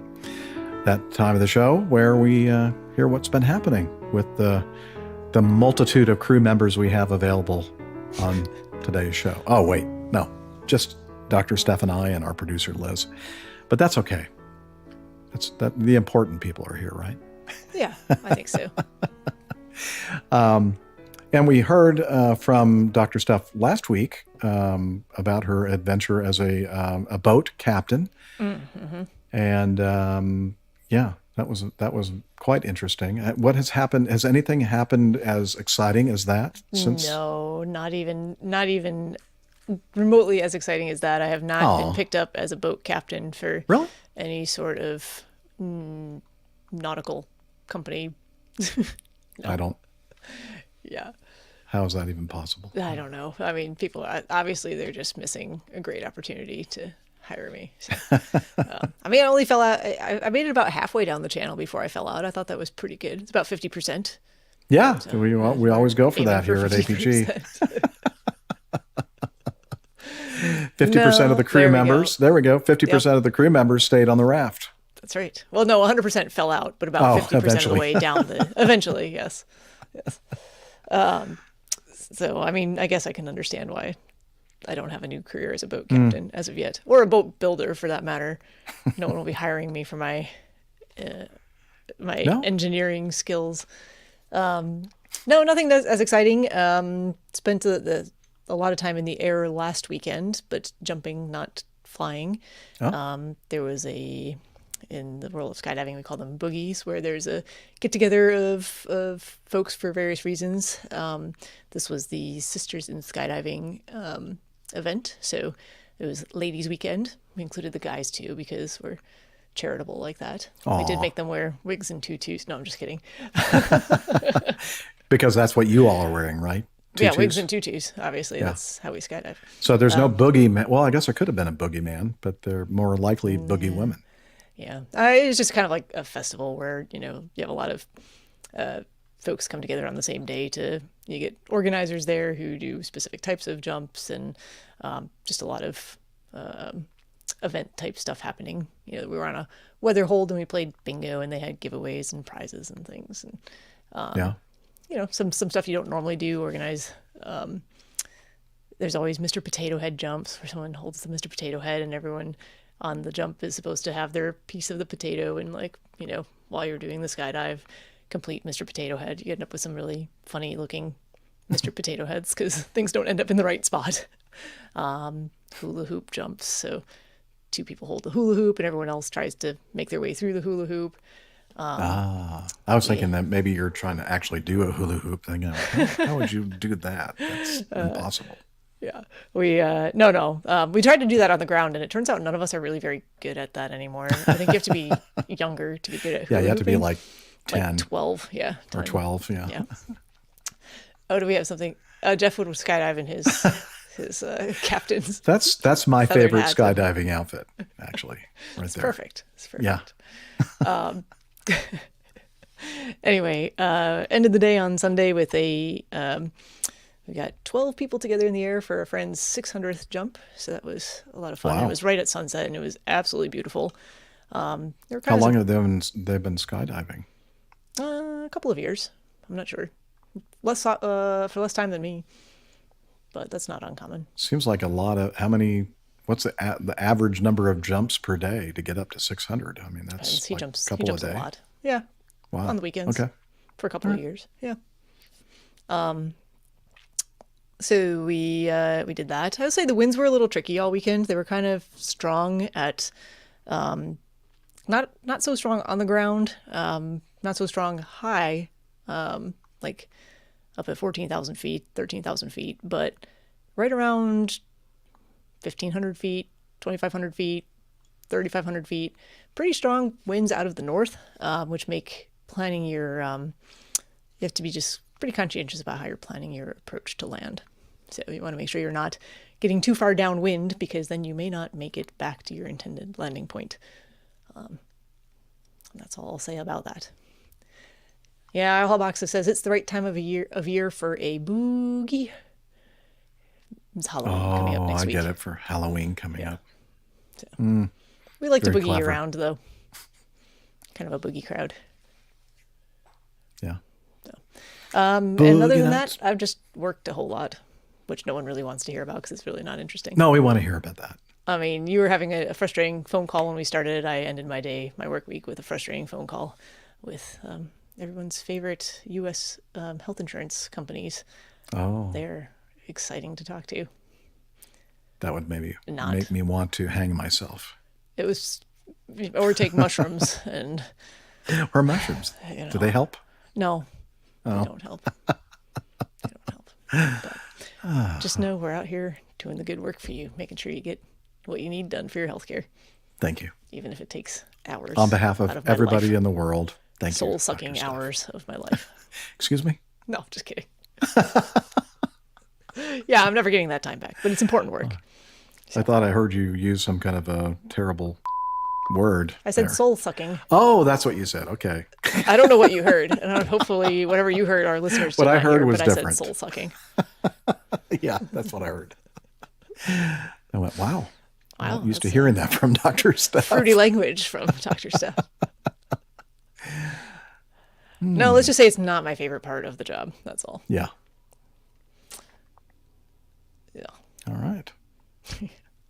Oh, my turn. All right. Guess what? I've been doing some singing, of course, and did that all last weekend. In fact, even today, I got to sing at a funeral. I know you're going, what? You got to sing at a funeral? I mean, I had the opportunity to help send off this fine gentleman into his next life, and anytime I have the opportunity to sing at these things, as long as I don't know the person that has passed, or my funeral. Yeah, I mean, that would be, I don't know how I'd be able to sing at my own funeral. That'd be kind of weird. But, Pre-recording. Do yeah, it. pre-recorded. Do I it. don't know. Oh, actually, this is amazing. No, let's not do that. No, too morbid? Oh, I'm sorry. Yeah. But anyway, I've shared this before with Liz, I think, that as long as I don't know the person, I was at a previous church before I, well, anyway, long time ago, a couple of decades ago, I sang at a choir at a Lutheran church, and one of the choir members passed away, and he wanted the choir to sing at his funeral. And oh my gosh, I mean, I could not, I mean, when I get emotional, I can't speak, I can't sing, my vocal cords, just freeze or whatever they do. I'm not sure what they do. But yeah, I'm thinking all those other insensitive people did sing, Liz, but apparently they're not affected the same way as I am.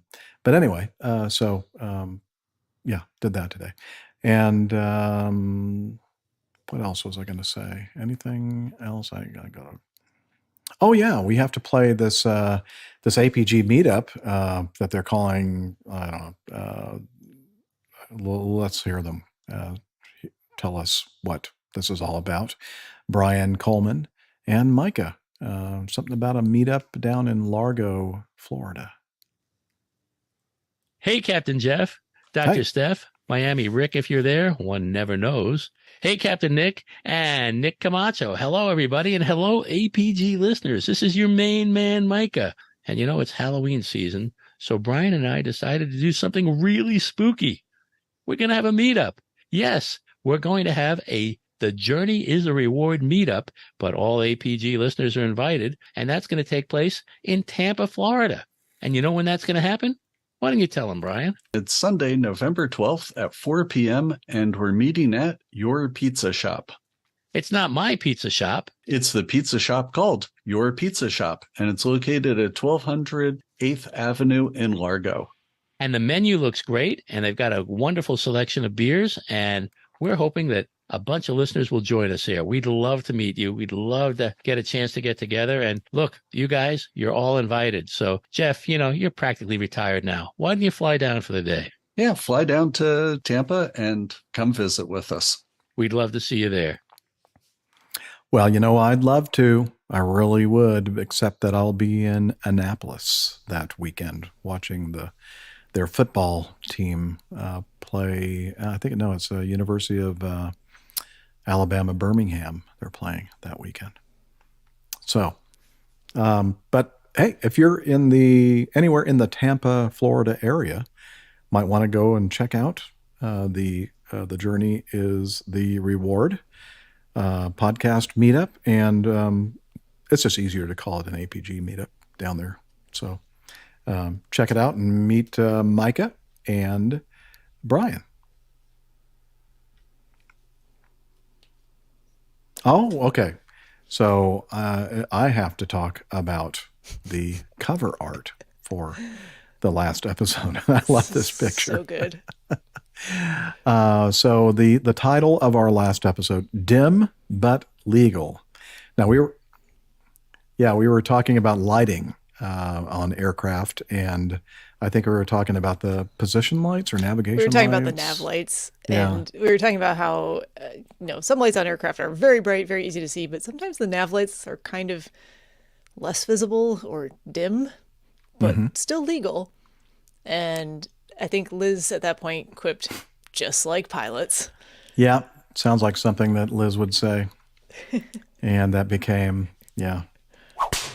the show title, Dim But Legal. And of course, we're looking at these pilots that look definitely very dim.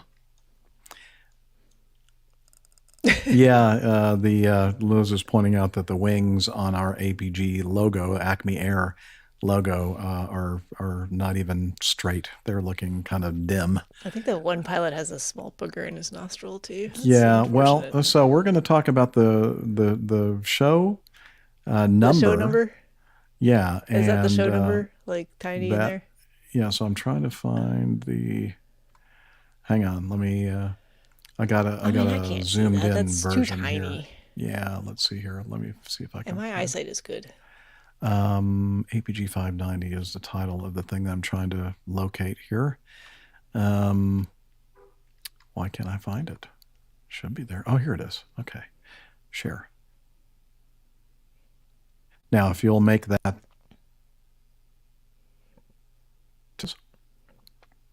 Wrong one. Okay. Okay, you got my version there? Okay. So let me see if I can figure out how to do this. I'm going to zoom in by going like this. And we're going to start with the right ear of this very smart looking gentleman. Right here, I don't know if you can see my little hand, the cursor there. Not a 5. But that's a sideways 5. It's laying on its back. And so here we go. I'm outlining the 5. Only if you have my handwriting would that be a 5. Yeah, well, that's pretty Okay. clear 5. Sure. And right here in the left eye of this gentleman is the 9. Pretty sneaky. And then over here, as Steph was mentioning, there's something in the nostril of this guy, and this is zoomed in as I can get it. Well, that's a 0 in there. Now, see if you don't see this too. Look here, the shadowing of this guy's right eye. Doesn't that kind of look like a 5 too? I thought that's where the 5 was. Didn't know where the 9 was. You could almost make a 9 out of this one over here too. But anyway, so I thought that was pretty clever of Captain Nick there, getting the show number in there.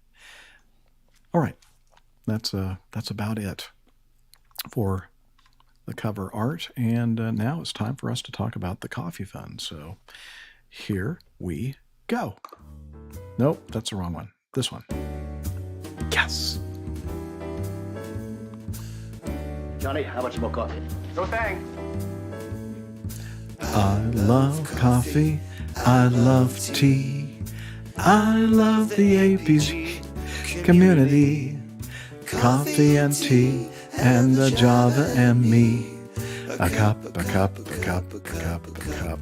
Oh yeah, the APG Coffee Fund, the Coffee Fund cadre, the Coffee Bar Club, whatever you want to call these fine people, they're like contributing to our show financially. Lots of way to contribute. Sending in feedback, telling others about the show. But if you have some extra coinage and you want to send it our way, you can become part of our Coffee Fund cadre, the APG Coffee Fund. And we have a couple different ways to do that. One is the Coffee Fund Classic method. Most people use that for one-offs, two-offs, whatever, every now and then kind of contributions. We do have a handful of folks who are using that for recurring contributions as well. So thank you, all of you. You know who you are. We do appreciate you and your monthly contributions. And the other way to do it is via Patreon. Patreon.com/airlinepilotguy, the way to get there. You become a patron of the show by pledging a certain amount per episode. And yay, we have a new executive producer, Adam Brooks. He said he's been listening for a while, and it was time for him to stop. I forgot what the term was that he used, but a freeloader or something like that. So he joins the esteemed rank of patrons as an executive producer. So thank you very much, Adam, for that. And if you're interested out there, dear listener, to support us financially, head over to airlinepilotguy.com/coffee, and you'll learn all about it. You'll be glad you did. We will too. I do need a break, Liz. Okay. Because I've been drinking this barley juice. Is that what we're calling it now? Well, that's what I'm calling it right at this moment. I see. It's juice. Yeah, or just magic mushroom juice. I don't know. When the show really goes off the rails later on, we'll know what the problem is. All right. So you ladies entertain the troops while I'm gone. I can do that. Or I can do that. I don't know. I don't really have anything entertaining. I am flying this coming weekend. Yes. Yeah, the weather's gonna be warm. I think it's our last nature's last attempt at summer, kind of mid-80s. So should be nice. I have no idea. The lake, Liz is asking me how warm the lake is, and I don't know. I used to have a thermometer that was kind of like a Bluetooth function or a remote function, so I could actually look at the water temperature, but that one, it broke a long time ago. So, and the current thermometer is probably covered in lake gunk because I haven't pulled it out of the water in quite some time, so not sure I could even read it, but I do think I have another one. So I can go check, but I probably won't. It's probably in the, I don't know, we've had some chilly nights, so it might be down in the 60s, the water temperature. I think I hear footsteps returning, or maybe he's going to get another. Yeah, it's okay for you to go back in. Oh, I think Hillel was Thanks, waiting Hillel. He's there. He's there early. He's arrived. Yeah, early. I know. He was. No, I still have some remaining of this. Yeah. She was asking me about my beer supply. Mm-hmm. Well, and you knew that. They didn't.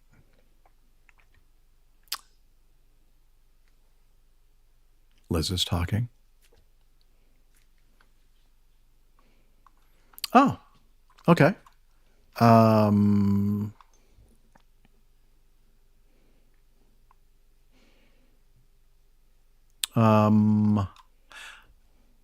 Okay. Speaking of, oh wait, no, I had to hit the feedback button. Bumper. Here we go. That's what you just told me to do, isn't it? Ow, sorry.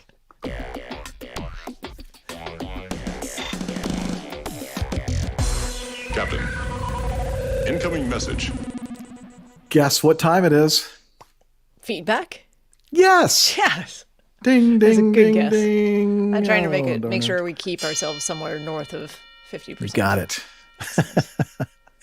All right, let's start with this from Neil Herbert. Or Herbert. I don't know. Herbert. That's what we're going to say. Dear APG team, I'm genuinely impressed by the effort and countless hours you put into each podcast. You should be impressed. As a fellow part-time aviator, I value the content you create. Oh, part-time, I get it. That when they call us airline pilots part-time workers because we, only fly part of the time, then we're home the rest of the time. Anyway, I value the content you create, and it's clear just how much you commit to each episode. This has inspired me to come back on board as a Patreon member. So our new patron there. Yay, thank you. Thank you, Neil. Now, I didn't mention it in our little Coffee Fun segment there because he has been a patron in the past. So, but we are going to mention it because he sent us this feedback. Also, I have to say, your 50% accuracy guarantee never fails to give me a good laugh. It's nice to see professionals who can keep a straight face when the autopilot is clearly having a chuckle. But honestly, if being half right means more of your content, then sign me up for a 100% commitment. Yes, I like that. Peace out, Neil. And, oh, wait a minute. Habert. We added an R there on the I thought you were pronouncing it like Sherbert. Like no, it's just because up there at the top it says Herbert. Oh, it does. There's an extra R. I missed that. I missed that entirely. I was just looking at the one at the bottom. I was like, I think it's Hebert or Hebert. Hebert. Or Yes. Hebert. I think you are correct. But Neil, send us some audio feedback saying, yeah. Okay. Going to take a deduction of your pay. Sorry. That's staff. Yeah. Oh, yeah. Good point. Okay. We're going to skip number 3 because we want to talk about that piece of feedback when the good Captain Nick is with us. So we'll continue on with this from Steven. He says, hi, Captain Jeff and crew. In a recent episode, you spoke about aircraft reversing off stand. I recently had this experience with Binter Canarius flying inter-islands in the Canaries. I said that right? Yeah, I think so. Canary Islands. Mm-hmm. They regularly reverse their ATRs off stand. It was actually very smooth and a very quick transition from reverse to forward motion as they only had to change the pitch of the props. Great show, y'all. No, he just said great show, all. Wishing you blue skies and smooth landings. Steve. Cool. Mm-hmm. Do you push off the stand stuff with the reverse propeller? Yes. No. So interestingly, to get the prop off the locks in the Caravan that I fly with the Honeywell Garrett conversion engine, you actually have to bring it power lever briefly back into reverse and then back to forward. It will allow the props to go from flat to they're locked in flat pitch when you first start the aircraft so that you don't end up going forward inadvertently. However, we try to do that in a way that is causes as minimal disruption to anything that's ahead of us as possible, because you're in reverse, so airflow is reversed and going the other way. And frequently it's the backside of our hangar where people are packing their parachutes and things where you're potentially blowing debris into. So when he said that they do that, I was kind of wondering what might be in front of them on the stand, that they're giving enough reverse power to actually reverse and potentially kicking up a bunch of stuff in front of them. KFC Winglet says... Ever had it jump the locks? Jump the locks? No, I have not. Maybe KFC has had that experience. Oh, yeah. Sounds like he has got a little anecdotal experience. So it's kind of like in your car with the automatic transmission stick thing, and you have to kind of maybe pull it back into reverse a little bit. It's kind of got a lot of play in it before you go to. No, I don't know. It's probably nothing like that. Oh. And I guess with the jets, most of the jets that do the power back, from what I can recall, are all tail mounted engines. So high up, and they're high up and they're way back in the back. So you go into reverse thrust, and by the time the wind gets up in front of the aircraft, it's probably not significant like it would be with a propeller aircraft. That stuff flies. Mm-hmm. All right. Very good. Thanks, Stephen, for the feedback. Patrick writes in, I love your podcast and think these folks might make a good story or interview. They built a fully functional 737-800 sim using a full cockpit. Oh, wait a minute. I wasn't ready for this. And Liz knows exactly what I'm talking about. Okay, where is it? Hang on. I'm going to have to start the whole thing over. This I will edit. Okay. This is from Patrick. I love your podcast. Think these folks might make a good story or interview. They built a fully functional 737-800 sim using a full cockpit section from an Indonesian airline and Microsoft Flight Simulator. It's in his garage in Orange County, California. And then he gives us a link to the website, oc737.com. They have planned a fundraiser soon for Angel Flight West, which flies people to medical facilities using volunteer GA aircraft. During the fundraiser, he and his crew will fly around the world for 7 days straight. Thanks, and keep the shows coming. So this is from the, the clip source here is, oc737.com. Orange County 737 Sim. And it starts off by saying, I started building this simulator in December 2021 after I acquired a full cockpit section. Why do I have so much trouble with that word today? Flight deck. A cockpit section from a Boeing 737-800. The original airplane last flew for the Indonesian airline Sriwijaya and was dismantled in Arizona in 2020. Now you get why I was looking for the sound clip. It currently uses 98% real OEM parts, which is original equipment manufacturer. That's pretty, and there's a picture of it. I don't know if you're showing it in the, yeah, you are. Well, look at that. I mean, that is, obviously. Looks like a legit. That's because it is. It's a real. Yeah, so you're looking at screens. So it's set up like a simulator would be, where the windows are screens. And I guess they have it hooked up basically to Microsoft Flight Simulator and the screens in such a way that it creates the wraparound view. It's really impressive. That's pretty amazing, actually. Mm-hmm. I mean, now obviously it's not a full motion simulator, but I mean, if it were, then that would be as good as the, what do they call those? The full motion, full motion category D. Is that what they call those sims? You're just talking about like an airline sim. Yeah, an airline sim. Yeah. Mm-hmm. Okay. But even without it being motion, they have pretty extensive screens set up in there from what I can see. So you're going to have a sensation of, won't move, but your brain can imagine a lot.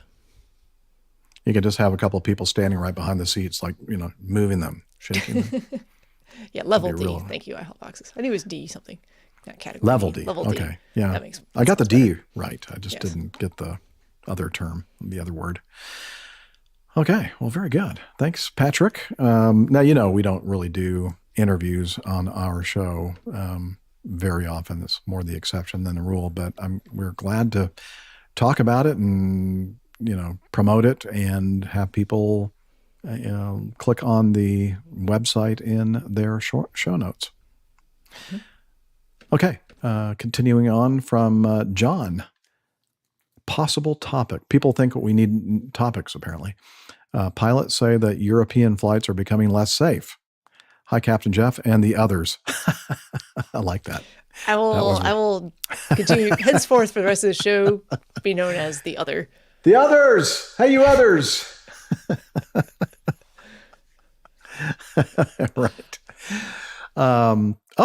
John is, he's from Amersfoort. Wait a minute. Amersfoort. That's the first time I noticed that. I knew it was Netherlands, but I didn't know it was Amersfoort.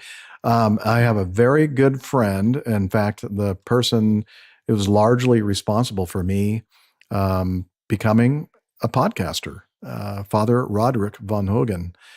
He lives in Amersfoort. He's a priest in Amersfoort. Anyway, he says, I'm a journalist, both radio/podcast and on paper, a translator, product developer, and ham radio operator from the Netherlands. And I have been a loyal listener for at least 4 years. I have an item that possibly is something for the show. Dutch public broadcaster BNNVARA, don't know what that stands for, today came with the following item on nationwide TV. They provided an English translation by themselves, so that's easy. And then he has the link. He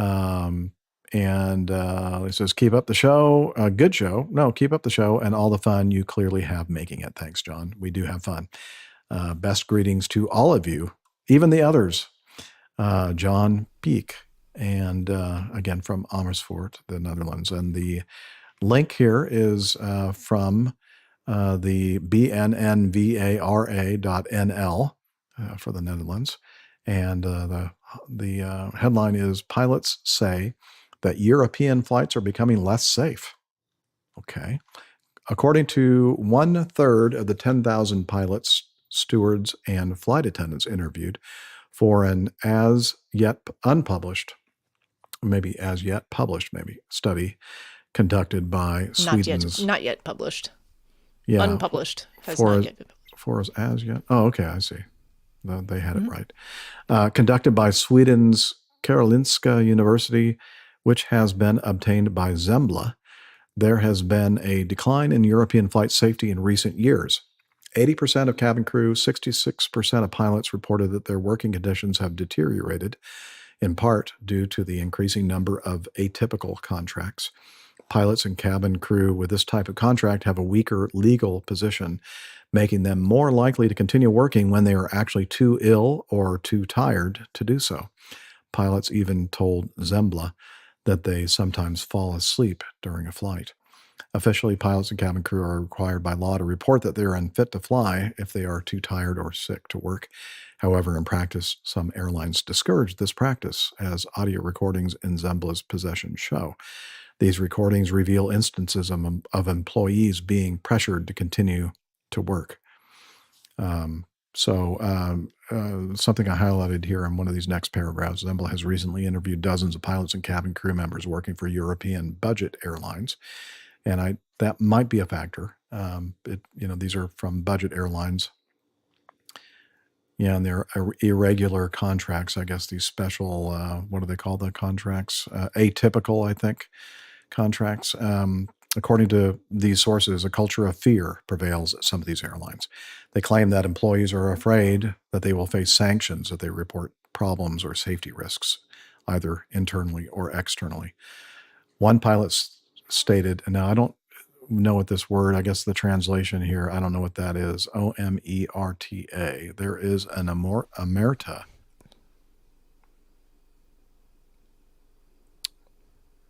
Okay.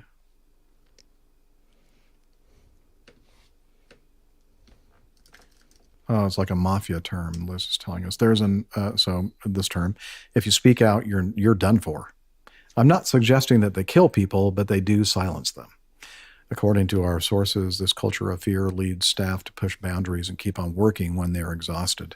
Some pilots even admitted to falling asleep in the cockpit. One of them shared, I suddenly realized my eyes were closed, and when I opened them, I saw that my colleague also had his eyes closed.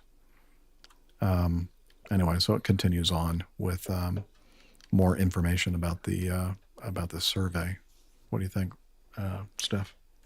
Yeah, so big Liz is pool. kind of going back to the top, and I was thinking about this too. So 10,000 pilots, flight attendants, airline personnel, it sounds like. But, in medicine, we always read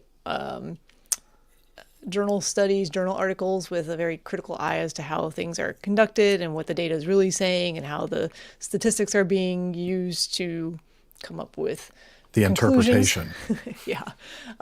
So even just in this first paragraph, as you were reading it, it's like a third of the 10,000 pilots. Okay, so that's, a fair amount, but it's not half or most even. And you don't know what airlines all of those folks are working for. It does mention the budget ones later in there. But did they sample across all airlines in Europe or just some of them or certain countries? No idea. And then later on, it says 80% of cabin crew and 66% reported that their working conditions have deteriorated, but they don't quantify that. What do they really mean? Does that mean a safety issue, or it just means we're not as happy with our contract as we used to be? And does that equate to a safety measure? So, just curious. Little skeptical there, huh? Well, I mean, it could be that all Healthy of these conclusions, healthy skepticism, because it could be that all of these conclusions are meaningful and worth looking at and accurate, but it could be a little sensational here too. Well, here, the 1/3 of the pilots claiming unsafe conditions are the 1/3 of the pilots that have fallen asleep, apparently. Now that I believe. Is that a correlation? Maybe, maybe not. I don't know. All right. Well, thank you, Nick, for sending that in. We'll have that link to that article in the show notes, as always. All right. So I'm sorry, that was John. I've done one of my classic moves where I skipped ahead and then I skipped ahead again. You were just going to skip over number 7 entirely. And we can't skip over this one because No. I haven't read what the feedback actually is, except for the first paragraph here. And this is good stuff. Well, I'm glad that that we're doing this because the next one has a video that I have not downloaded yet. Yeah. Although I won't have time, Liz, because I'm going to need to talk about this one here. So I don't know. Well, yeah, Steph, why don't you do this one? Sure. Be happy to. This one is from Nick Wilson. It's regarding cabin safety. He says, "Hi, APG crew. Longtime listener and Patreon member. Thank you, Nick. It's been ages since I last sent some feedback. In fact, I think the last time I sent feedback was on Dr. Steph's first appearance on the show. That would have been 2014? 15? Yeah. Yes, that was a while ago. He says, and yes, I do have the syndrome after listening to every single episode of APG.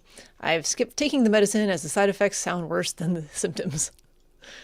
After taking several flights this year with a variety of airlines in Europe, I've observed a few things that I would appreciate your opinions on. When it comes to safety demonstrations, there's a total contrast from one airline to another in terms of content and duration. On my last flight with Lufthansa, there was no mention of loss of cabin pressure process, use of evacuation slides, or life jackets. Simply how to fasten seatbelts and the location of emergency exits before referring passengers to the safety cards for further information. Is that the bare minimum required? When traveling, do you prefer videos or manual safety demonstrations? Is the use of humor appropriate to keep passengers engaged, or does it distract from the importance of safety? A couple of other observations. On a recent CRJ 900 flight, the cabin crew had an issue with closing an overhead locker due to the size of a rollerboard bag. So instead of asking the ground crew to place it in the hold, they simply wedged the bag between two unoccupied seats. It struck me as being a bit unusual. Have any of the crew ever seen that before? Also, on a couple of Ryanair flights, I noticed that the cabin crew take their seats at the very last minute, literally as the aircraft was lining up on the runway. It all seemed very rushed in contrast to most other airlines where the cabin crew are seated well before takeoff. What do you think? Thanks, crew, for the great show every week. Cheers. Nick Wilson from Wiltshire in the UK. P.S. What's the latest on the RV delivery and your retirement date, Jeff? I can answer that. You can answer that. Yeah. Yeah. Go ahead. TBD. So let's go back to his first question up here. He was talking about the Lufthansa flight where the safety demonstration was just, here's your seatbelts, here's the exits, check out your safety card for anything else you might ever need to know. That sounds like less than the bare minimum to me. Mm-hmm. I've never seen an airline in the U.S. not at least talk about loss of cabin pressure and use of life jackets if they're available on the aircraft. I would imagine that every country's regulatory agency, in this case ICAO, I guess, maybe they have a certain bare minimum that you have to actually cover verbally, whether it be in person or on a video, and maybe that's what they're doing here, just the bare minimum. I don't know. Yeah.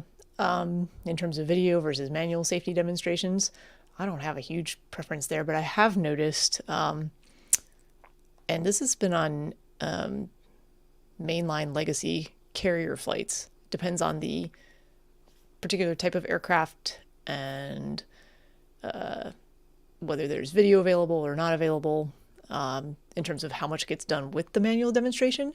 All of the things get talked about, but a lot of times the cabin crew just stand there in the aisle kind of awkwardly where they're talking about, take a look around you, and, there are this many emergency exits, and they don't do anything to point out where they might be. No, they just stand there and kind of stare straight ahead. I don't think they're required. I mean, I think that's the way it is in Acme too. If it's in the video and then they're making the motions in the video, they are just there to answer any questions that people might have, apparently. Well, so this is with no video. Oh, no video. No video. Oh, never mind then. Oh, that's odd. Yeah, very odd. It's become more prevalent recently, is what I've noticed, which I find odd because it seems awkward for the flight attendants to just stand there and just kind of be staring straight ahead while everyone's staring at them, or, not, because they're just engrossed in their phones or their... Doesn't sound right at all. Yeah, I've found that odd. I appreciate humor, personally. I don't mind if safety briefings are humorous. I think people do pay more attention. I don't think it distracts if you've got someone's attention and you can make sure they get the pertinent information out of it. If it's only humor without the salient information, that's no good, but it's certainly going to contain the relevant information. I think the ones with humor have much higher impact or effect when they're first introduced. And then if you happen to fly a lot and you're seeing the same. Yeah, if it's a video where it's over and over and over again, it's not. Just it's the same, you're ignoring it. I think the humor works better when they're manual demonstrations and someone's actually saying the words instead of just on a video. Right. And as for wedging a bag in between two unoccupied seats, I've never seen that.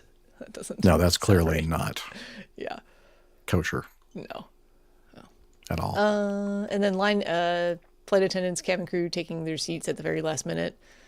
That's probably comes down to turn times, push times, SOP, airline specific SOP. I think that's part of it. It used to be at Acme that, many, many years ago, that was not the exception. It was the rule, not the exception, because they didn't normally start their safety demos until you were already well on your way, taxiing out to the runway. And at some point, I don't know exactly when it was, and I thought it was kind of odd because I didn't know that they had changed their operating rules, but we're still sitting at the gate and they're giving their safety demonstration. We haven't even started the pushback sequence yet. And I'm thinking, wow, okay, that's not what I'm used to. Of course, now that's the norm at Acme. And so that's why by the time you go out there, you probably won't see a lot of flight attendants walking around doing their final checks right before you take the runway. They've been seated for quite some time. by that point. So it's just when they start the whole briefing. If they're I delayed guess. for some reason, I think you could certainly see that happen up until fairly last minute. But that's not the norm, I don't think. The advantage to the manual kind of safety briefing as opposed to the video is that the video, once you hit the play button, that it's going to last for a certain number of minutes and seconds. Whereas the manual safety demonstrations, you have a lot more flexibility there. They can talk a lot faster and go through the motions a lot faster if they know that they're going to be pushed. They don't have a lot of time. Quick taxi. Yeah, quick taxi or whatever. Where I've seen back in the older days when they didn't start these safety demonstrations until well into your taxiing, there would be, especially the wide bodies, they would be ready, or they'd be toward the end of the runway and they'd have to tell tower, we're not ready yet. We need another 30 seconds. The safety demonstration is still going on. So, that used to occur quite often. I'll say this, just personal preference. I think the safety briefing, I don't mind humor, especially when it's a manual demonstration. A little bit of humor is fine. I've definitely watched some that just seem to go on forever and ever because they've built in cutesy animations that really just aren't necessary. Over the top. Just keep it over the top, some storyline that goes on and on forever, or just filler things happening, transition between points of. I'm like, don't do that. Just tell me the stuff and move on. And I guess it depends on what kind of traveler you are as well, Steph. I mean, you travel quite often and you're more in that business traveler realm where you go, okay, cut with the cute stuff. Let's just get to the point and get it done. As opposed to somebody that maybe only flies every few years. They may be just completely taken by the cleverness of the demonstration. I don't know. I will say in terms of cleverness and cutesiness, Turkish Airlines a number of years ago won for that in my book. They had a little cartoon thing and all the passengers were cute little cartoon animals and it wasn't overly drawn out. It had all the pertinent information. It was interesting to watch. I imagine that kids would enjoy watching it as well. So I think that one was well done. That was probably 6 or 7 years ago, though. What was the one that was it? 8 years ago. Air New Zealand did that? They were all naked. Yeah, that would. But they were painted. They were painted. It was body paint, so you really couldn't tell that they were naked. You but kind of tell, but not really. Sort of. You couldn't see anything that you weren't supposed to see, but yeah, very form-fitting clothing. Yeah. Uniforms. And it was again one of those things where it was very. Everybody paid attention to it, and there are a lot of people talking about it when they first introduced it, and then after a while, nobody talked about it. I mean, some of those things they serve a publicity purpose as well. Oh, what? No. What? Yeah, marketing. Come on, better. That's not true stuff. I'm not faulting them for just taking advantage. Yeah. From Wiltshire in the UK. What's the latest on the RV delivery and your retirement date, Jeff? Okay.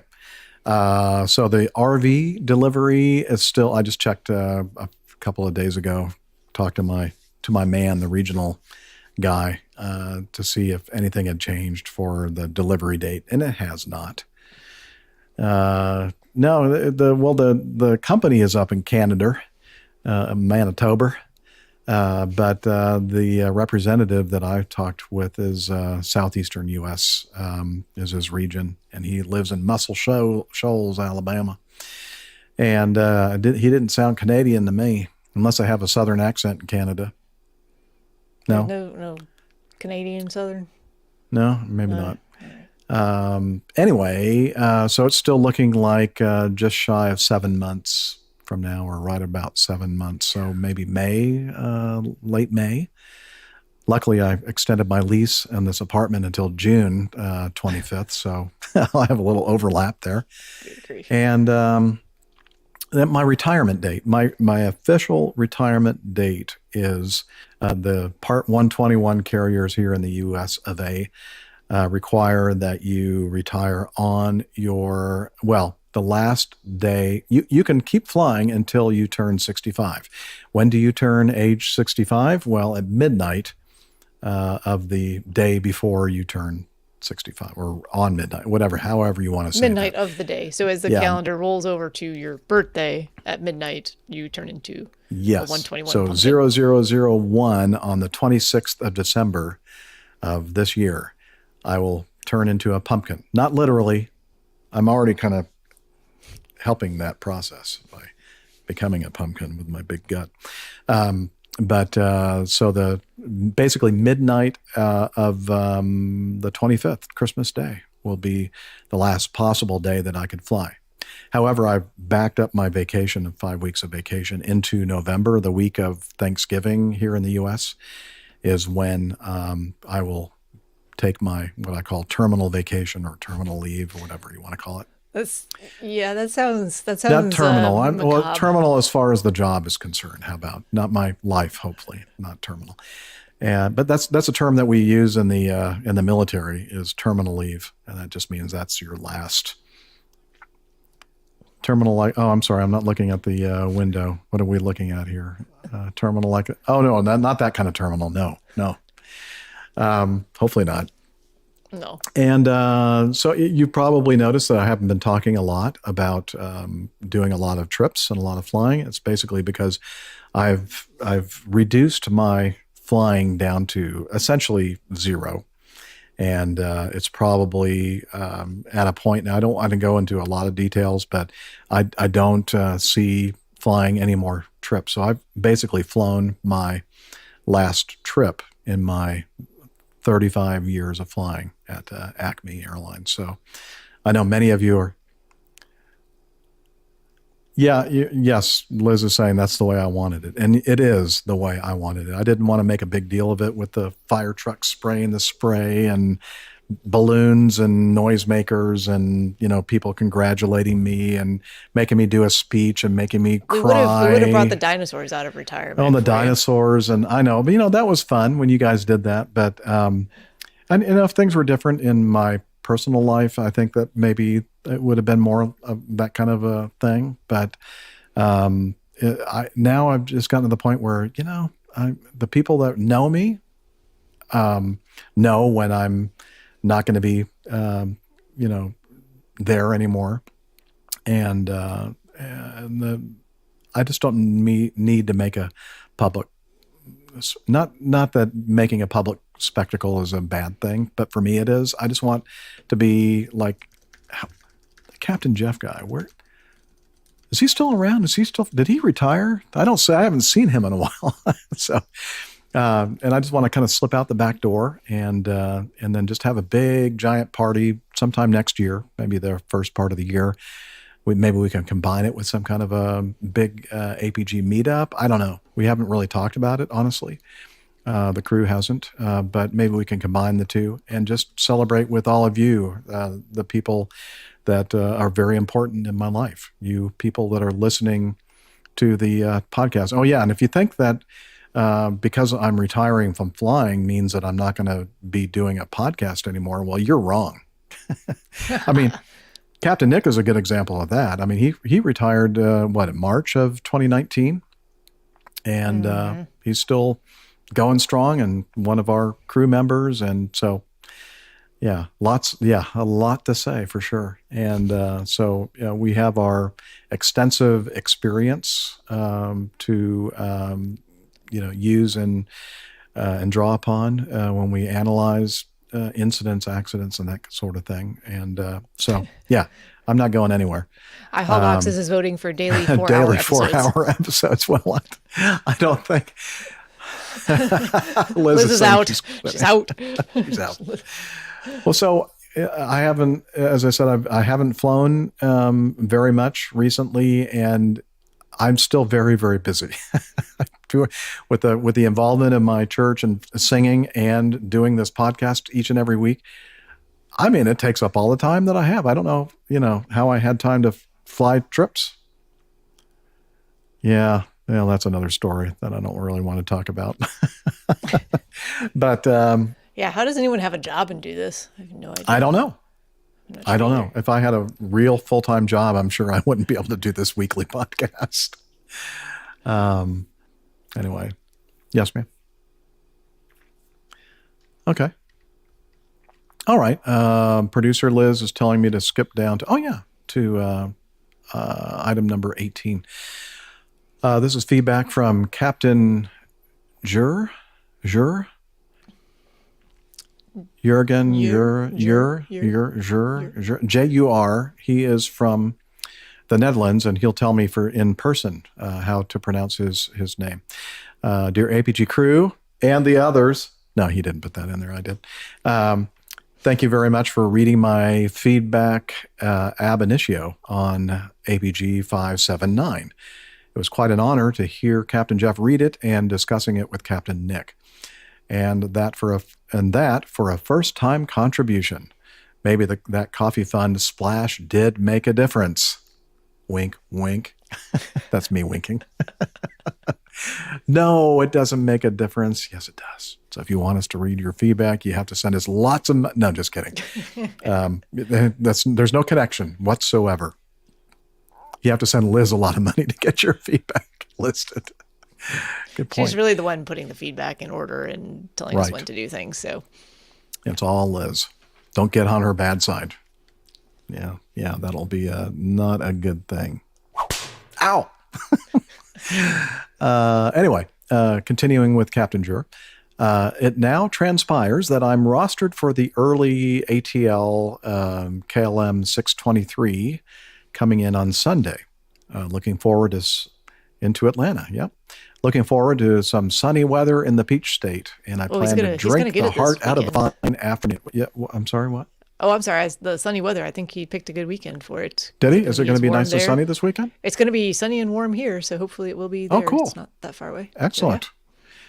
Well, sorry for interrupting. Maybe we'll get to drink some IPAs out there on the, I don't know if this place has a outdoor patio or not. We're going to find out.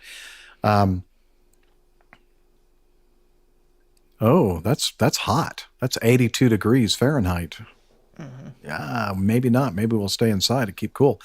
Anyway, looking forward to some sunny weather in the Peach State, and I plan to drink the heart out of a fine afternoon.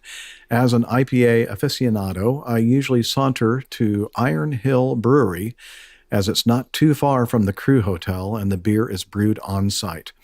But I always look for local tips, as the captains enjoy a nice pint and Dr. Steph is a connoisseur. Even I was hoping you could maybe give me a vector. BBQ, barbecue, is not a problem. No, it's never a problem. Thank you in advance, and if anyone would like to join and share stories, the beers are on me. Warm regard. Oh, I hope you brought extra clothing. Ba-doom, bam. Let's see. Warm regards and blue skies. Not the rainy season in JRO. JRO, where is that? That's somewhere in the Netherlands, apparently. Would somebody look that up for me? I'm sorry. Kilimanjaro, Tanzania. Oh, Kilimanjaro. Yeah, is that where that's taken there? I guess. Definitely looks rainy. Mm-hmm. Are you showing that? Did you show that, Liz? Okay. Maybe we didn't put that in there. Oh. Anyway, it's a nice picture of well, you're probably, if you're listening to the audio only podcast, you're probably looking at his. Oh, you know what I could do? I could just go ahead and do this. I could double click on it, and then I could go over here and share if I can find the right window. Here we go. Here's my window. Share screen. And let's see if I can find it. Window. And yep. Oh, I got it. Bingo. There we go. And if you want to bring that into the... okay, beautiful. There he is. Beautiful KLM jet. Looks like a Dreamliner in the background. Isn't that a Dreamliner? Let's see if I zoom into it. Oh, you know what? That actually may be a Airbus 330. It looks like. Wait. Yeah, it is. It's a 330. It's a 330. It is. Yeah. I had to make it bigger. Oh. Wow. Impressive. Yeah. So no. Hopefully we won't have that kind of weather here. Jurgen is his full name, and so I replied to his email and said, I will be more than happy to meet up with you on Sunday evening. So after my fifth mass singing at the mass of singing at the weekend, that's not of the weekend. Fifth mass of the weekend singing. Maybe that's better. I plan on heading down. Yeah, because my whistle is going to be dry. I got to wet that whistle and get it all, back into shape. So I'm going to head down to Buckhead and meet up with Jur and possibly some of his crew at the Iron Hill Brewery, which is not. It's not based. I'd never heard of Iron Hill Brewery. I guess it's in Pennsylvania, if I'm not mistaken. Yeah. Not sure where they're from. Oh yeah, I hope. I need to reply. I need to send him some more feedback or some more email. Yeah, make sure you bring your flight attendant crew as well. Anyway, so I look forward to meeting up with Captain Jur, however that's pronounced, and I'll give you. Yeah, well, you know what? I'll hopefully remember to bring my microphone. We'll record some audio, and then you'll hear him pronouncing his last name for us. How about that? Yeah, Philadelphia. I think that rings Iron a bell. Hill is an area in Philly. I should know. I used to live in Philly. Ah, the Iron Hill area. Yeah. I have. She has. Everywhere. Yeah. Okay. So, yeah, there you go. There's some behind the scenes information. Yeah, I need to have, you know what I need to do? No, I don't. I guess I don't need to. I asked if he wanted me to pick him and his crew up. Yeah, now he's going to walk over. So now I don't have to worry about getting my car cleaned. Thank you.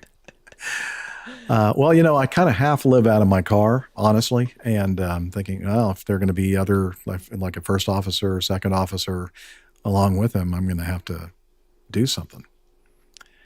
Yeah, you know what? Hey, I did get rid of my boxes, Liz. Boxes came over and hauled all those boxes out of here. He's so helpful. I mean, I was, it took a good hour for me to break down all the boxes and take them to the recycle trash place. It does. Yeah. And I actually, I know this is like, who cares? But this little 1-bedroom apartment, let's see if I can do my little camera action here, and then you can see what I'm talking about. Do I have that open? No. Insta 360 is what I use for my camera. And let me go over here and do, this is where the cardboard boxes used to be. Now that's my desk right here. So it's still kind of a messy desk. These are my go pills. This is real behind the scenes. Go pills. This is actually nitric oxide. It's supposed to help with things. Blood health. No, you're just. I'm not even going to say what they're supposed to help with. No. It has not. I know what you're thinking, but it's not that, because that's something I haven't had to worry about since 2011. 2011, I said. Yes, it's sad. It's very sad. No, this has nothing to do with that, Steph. This is like just with your general cardiopulmonary health. You could just eat beets. It would do the same thing. Yeah, but you'd have to eat a lot of beets, and I don't like beets, and these are so much. These are, very. I did that actually for a while, and I decided that since I hate beets, and I can take pills very easily, I just take 2 of these every day. There we go. Again, probably too much information there. Quick fixes list. And this is a little outdoor camping thing table that I had outside, and the thing below it is a Blackstone flat top grill that I had outside on top of this table. But then I got tired of using my oven to make. I know all this you're going like, who cares? Well, I do. I had to use my oven to make toast. And it just takes forever to get the broiler up to temperature to make toast in your oven. I'm thinking, well, I have a toaster oven in the storage unit. So I got that toaster oven out of my storage unit just the other day. And I thought, I need to put it somewhere because I'm running out of counter space. So I put it on that table there. So anyway, the point of this is no more cardboard boxes over there, except for the one that the flat iron grill is on, because I'm thinking I might just box that thing up and donate it because I'm not going to use it. Liz would like us to move this along back to aviation. I know. Things. Sorry. Well, it was interesting to me, Liz. It may not be to you. I'm shrinking. So embarrassing. It is really embarrassing. I'm talking about my height, my stature. Sure. You can take that so many ways. Yeah. Yeah, I'm going to make toast in my toaster oven.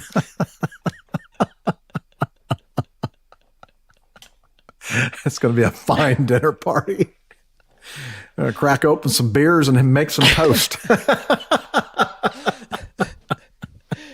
I mean, toast squares. Isn't that like a fancy little hors d'oeuvre that I could do with? Like, I'll just have the toast squares, and then you have to bring your own fancy stuff to put on piece it. Of toast.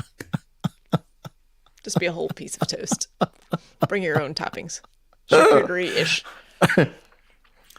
Okay, so while we were discussing the last piece of feedback, and I was judiciously, and whatever word you want to use, trying to get this video ready. Well, it's not a YouTube video, so I couldn't do my normal thing with it. So I'm going to try to do this. And so it's going to be a little clunky, I think. So I'm going to have to share this window, and then hopefully the video will play when I share the window. Okay. Oh, you know what? Is there a sound to this, Liz? Well, we're not going to hear it because it's in the wrong browser. Okay. Well, I'm not even sure what we're seeing, actually. This whole thing's falling apart. Yeah, this whole show is toast. Yeah. That's another good title. Hope we're writing these down. I guess. Okay. Here we go. So I'm going to add this. See? Isn't this nice? And then I'm going to go here and I'm going to press play. Oh, yeah. It's okay. A missile lands less than a mile from the airport. Passengers run for cover. In the skies above Orion, air flight on approach diverted away. Yet in a matter of minutes, aircraft resumed taking off and landing at the airport while the war continued. Oh, this is Israel. Ben Gurion? Yeah, Gurion. It remained open throughout the conflict, the airport. Let's see. Oh, I see. The video showing that they're just keeping all the airport operations going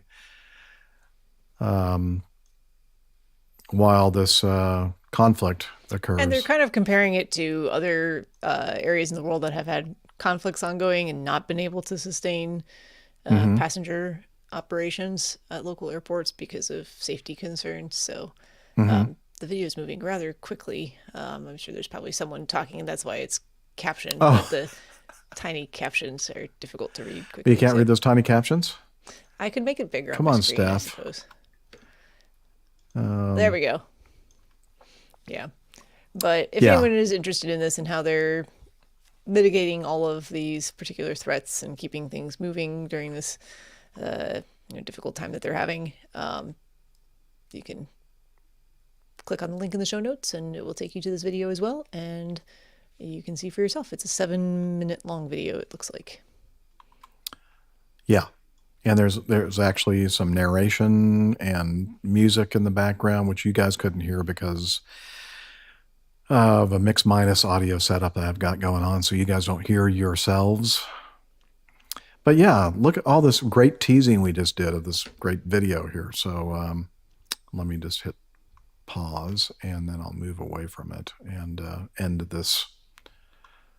Oh, I have another video to play? Oh. This one's YouTube, and I think it's probably fairly entertaining. Okay. Which one we're looking at? Number 9. Thank you. Number 9. Oh, yeah. Okay, I don't think so. While you're setting that up, I'll read Okay. some of the stuff here if you like. This Thank you. is sent to us by Sam Dawson. He says, I think I once dated this controller. This sounds like a theme of things we've talked about recently with controllers. There's a YouTube video which Jeff is working on, and then there's a clip from I'm on it. 1 Mile at a Time. And it says, as an aviation geek, I love listening to air traffic control audio. This is the article that was sent to us. And always enjoy the vast aviation. Actually, I'm sorry. Not sure if that's the article or Sam talking. Either way, as an aviation geek, I love listening to air traffic control audio and always enjoy the Vast Aviation YouTube channel, which does a great job covering interesting air traffic control interactions. We agree. While I usually focus on situations involving airlines, there are also some interesting interactions at general aviation airports. Recently wrote about San Carlos Airport's cranky air traffic controller. We talked about that one. So here's one about Denton Airport's argumentative air traffic controller.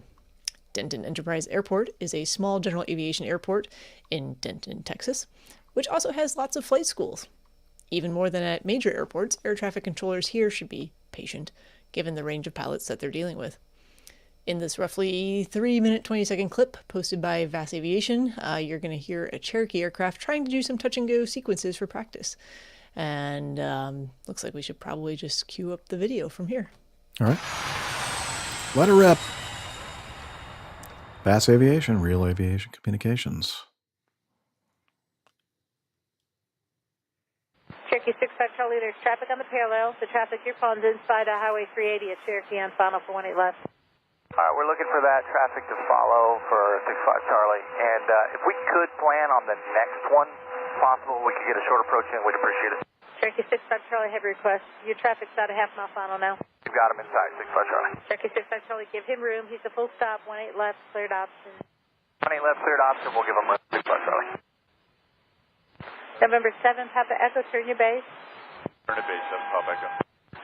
That's a 2 Bravo Tango, or November 6, 5 Charlie. You should have turned to your base before you hit the approach end of the runway. You're outside the airport traffic area.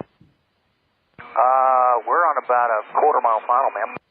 Base. Yeah, no, you should be inside the airport. You should have turned your base up beating the numbers.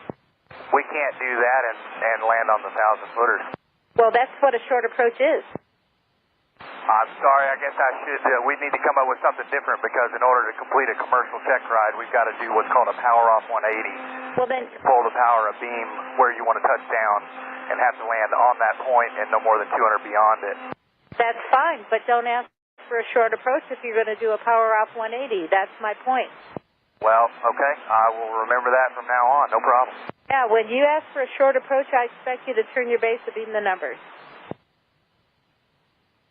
All right, this one will be a full stop for 65 Charlie, and maybe we need to talk about that some more because you're the first controller in 15 years that's ever said that. Well, I'm just, if you ask for a short approach is when you turn your base to beam the numbers. If I know you're a student asking for a short approach, I know you're out there practicing and you probably will extend. But if you're doing something other than a short approach, don't ask for a short approach. Well, I will definitely look up the definition of short approach because I've never seen where it says you turn base a beam the numbers because I don't see how you could possibly do that. Well, I Googled it, actually. I Googled short approach, and it said to turn your base a beam or before the numbers, and you will land probably touchdown around midfield. Okay, well, then I apologize for requesting the wrong thing because everywhere else, short approach means power off 180, but that's definitely not what it means here. Yeah, well, I mean, I don't know. Maybe it's because I've worked at different airports. I don't know. But just ask for what you need so I know what you want to do so I can accommodate. I will most definitely do that. It's just most controllers don't know what a power off 180 is. Can you call me when you get to the phone? Because I just got a question I want to ask you. Absolutely. I appreciate that. Thanks. Yeah. What are you wearing? She sounds hideous. That's a State Farm commercial. That's actually. Yeah. Steph. So you're more familiar with operations and VFR patterns and that kind of thing. Yeah. What do you think of this? I've never heard a short approach being termed your base a beam the numbers. That's ridiculous. maybe this is a good question for opposing. I mean, we fly some interesting approach patterns for jump operations sometimes, but especially at an airport where there is no other traffic around and it's us and we're doing things for efficiency of operation. But as soon as this guy called up, I mean, to me, just listening to this, not even having, there's a whole transcript here of what's going on, not having read through it and not knowing exactly what the scenario was going to be, other than it was going to be interesting for sure. As soon as he said on the next approach, we'd like to get a short approach. In my mind already, I was thinking this is the instructor. They would like to do a power off 180 because that's a maneuver that you have to demonstrate for your commercial license here in the United States. And the maneuver is exactly as he described it. You are flying your downwind and abeam the numbers. You're going to simulate engine failure. So you're going to pull the power back. And the objective is to land on the 1,000-footers, not to, and no farther than 200 feet beyond it. Yeah. Just make sure I said that right. I probably said it backwards. It's getting late, folks. I've had a long week. But the objective is you're going to land on your target from a power failure in the pattern environment, short final, or, without a lot of room for extra decision making. The decision making is basically you're going to turn your base, turn your final, and land on a target. So power off 180, the name of it is what it describes there. But you would never, unless you were in a brick of some sort, and the aircraft that I did my commercial training in was a Piper Cherokee, a Piper, the Arrow, so with retractable landing gear. It kind of flies like a brick once you pull the power. So I saw a meme one time, or a cute cartoon that described the power off 180 maneuver in an Arrow, and the flight instructor threw a brick out the window, and that was basically the intended landing point, because you're just going to follow it straight down. So this is going to be a short approach. Like, it's not going to be, they were within a quarter mile of the end of the runway. That's a short approach. I don't know that there's anywhere that says if there's a book definition, maybe in the 711065, is that the pilot or the controller Bible, basically? This might be a good question for those. Well, I don't think it would be in there. It would be on Google. Oh, I'm sorry. Yes. I like to Google. You got to Google it. But first of all, I don't know, maybe I'm wrong about this, but when the whole thing started off, didn't she say that the preceding traffic? So there were actually, they cut out a whole bunch. Give them room. Huh? They cut out a whole bunch. It was actually two different approaches, as far as I can tell. Oh, okay. Yeah, because I was thinking, you just told me to give them a bunch of room, and now you're complaining that I went too far. Yeah, that's weird. I think. Yeah, so they did their first approach. They were following another Cherokee or something that was on final. She wanted to make sure that they gave them plenty of room because they were doing a touch and go, but the aircraft ahead of them was doing a full stop. Oh, They were like, "Yep, okay, fine." And then the next transmission is them on their next approach, where they were planning their short approach, and she. I thought that was all part of the them. same. Okay. Yeah, it was. But I have to say, I think the thrust of this is that the controller just wouldn't let it go. But honestly, I think that the pilot could have just not. I mean, he kept kind of coming back as well. So here's my question. This is both of them were extending this whole thing longer than it needed to be. For sure. My guess, and I'm just guessing here, this is a small airport with a limited number of controllers whose voices you get to know probably pretty well. And if you're an instructor there, maybe you actually know them personally, because everything's kind of housed within the same environment or buildings. Potentially the control tower could be attached to the FBO buildings or things like that, or very close proximity. And my guess is this is not the first time there's been some friction with controlling styles and requests and things like that, is my guess. Just a guess. I don't know. Having done training in small GA airport environments, or even at a Class D that has a handful of controllers, you get to know every one of those voices. If you're doing flight training there, you get to know their idiosyncrasies, you get to know their quirks and how they do things that might be just ever so slightly different from the next controller, especially if it's a contract tower. So just some guesses. I think you might be right about that. All right. Now I've just not done a lot of good prep for this show, and I do apologize for that. But is the next one from Larry? Okay. Okay, you do, but I have something that's even going to be kind of amplify, not better, but just going to add to it, kind of, if I can find it. I think several days ago when I was doing my initial prep work, I had this all set up, and apparently one of the tabs that I had all set up for this, I just haphazardly closed. It's no longer there. I don't need that. What the heck is that? Son of a gun. Now I can't find it.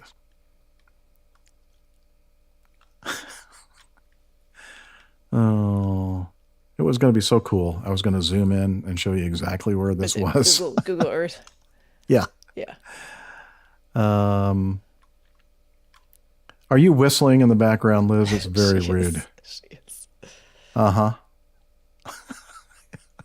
Yeah, it's not meant to mess me up or make fun of me at all. Crap. Yeah, you know what? I'm not going to be able to find it. Darn it. Yeah, let's hold this one over. And then I can do my really fancy zooming in, and you'll be so impressed with all the work that I did. Yeah, it's going to be amazing. All right.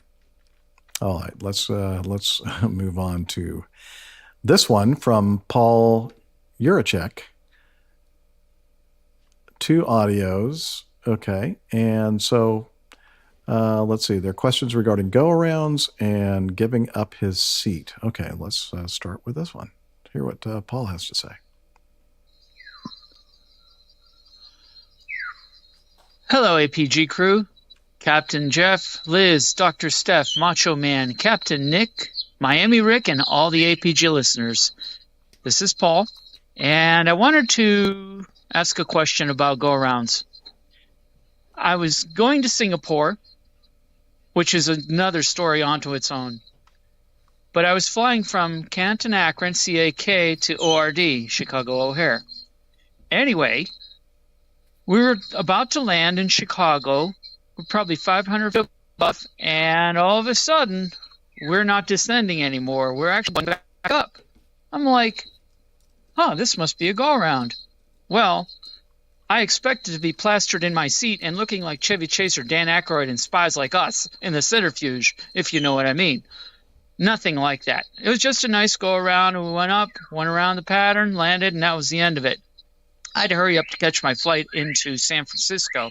Anyway, didn't have time to ask the pilots what happened, but our flight attendant did at least mention it and apologize for the delay of the go-around. So, is there any way I can find out what the go-around was about? Are there any records I could look up anywhere on the internet? I wasn't able to hear anything on live ATC, so what do you guys think? That's the end of the recording. Talk to you later. Thanks. Bye. Paul, I think you need to call somebody because he has some birds or something in your house. Management. Some wildlife management. It's like in the jungle. It was interesting. I wonder if he's outside or if he's got some pet birds or something. I don't know. No idea. Interesting. Great sound effects in the background. And I'm not saying that they're not real. It sounds like they're real birds or something. Yeah. Anyway, so I'm still trying to find that darn thing in Google Maps. Okay, I'll let it go. MoveOn.com. So when did he say that the Singapore flight took place? I don't know if he actually said. He said he was going to Singapore, but his initial segment of the trip was Canton, Akron to O'Hare. Okay. And the go-around was going into O'Hare and just kind of a... And how long ago was that? Who knows? He didn't say. Well, yeah. Well, if you could find the flight on flight, this is the way I go about trying to find audio. I look up whatever usually it's linked to flightaware.com in whatever source you're using for whatever the incident accident is or whatever. And then you see when this flight operated and basically the timestamp. And then if you go to liveatc.net, especially Chicago O'Hare, they got all kinds of, scanners or recording frequencies going on there. You can find on a calendar, you can look up that. Usually Chicago O'Hare or any of the big airports are going to have many of these channels that they're recording. So it's kind of hit and miss. You might have to listen to a bunch of them. But if you know when that flight was on final and about to land, just make sure that you are converting it to Zulu time or Coordinated Universal. Yeah, he said he checked on live. He said, ATC? part of his feedback was he checked on live ATC and he wasn't able to find the recording. So I'm assuming he probably did those things. But if you're not familiar with how to do it, that's the way to do it. iHall Boxes says maybe Freedom of Information Act, but I don't know that you'll get any information there. He would keep. There's no records of that. I mean, maybe. I think he's being facetious a little bit as well, but maybe what? not. iHall Boxes is being facetious? No way. I just wanted to pass along his facetiousness. Yeah, that's a good idea. Yeah, but I don't know. I don't know of any way that you're going to find that information if live ATC recordings didn't capture the transmission. That's the most reliable way to figure it out. But it was probably something very boring, like the aircraft in front of you didn't clear the runway fast enough, or there was, just they're probably doing triple simultaneous approaches and. Who knows? I mean, it was sequencing, spacing, something.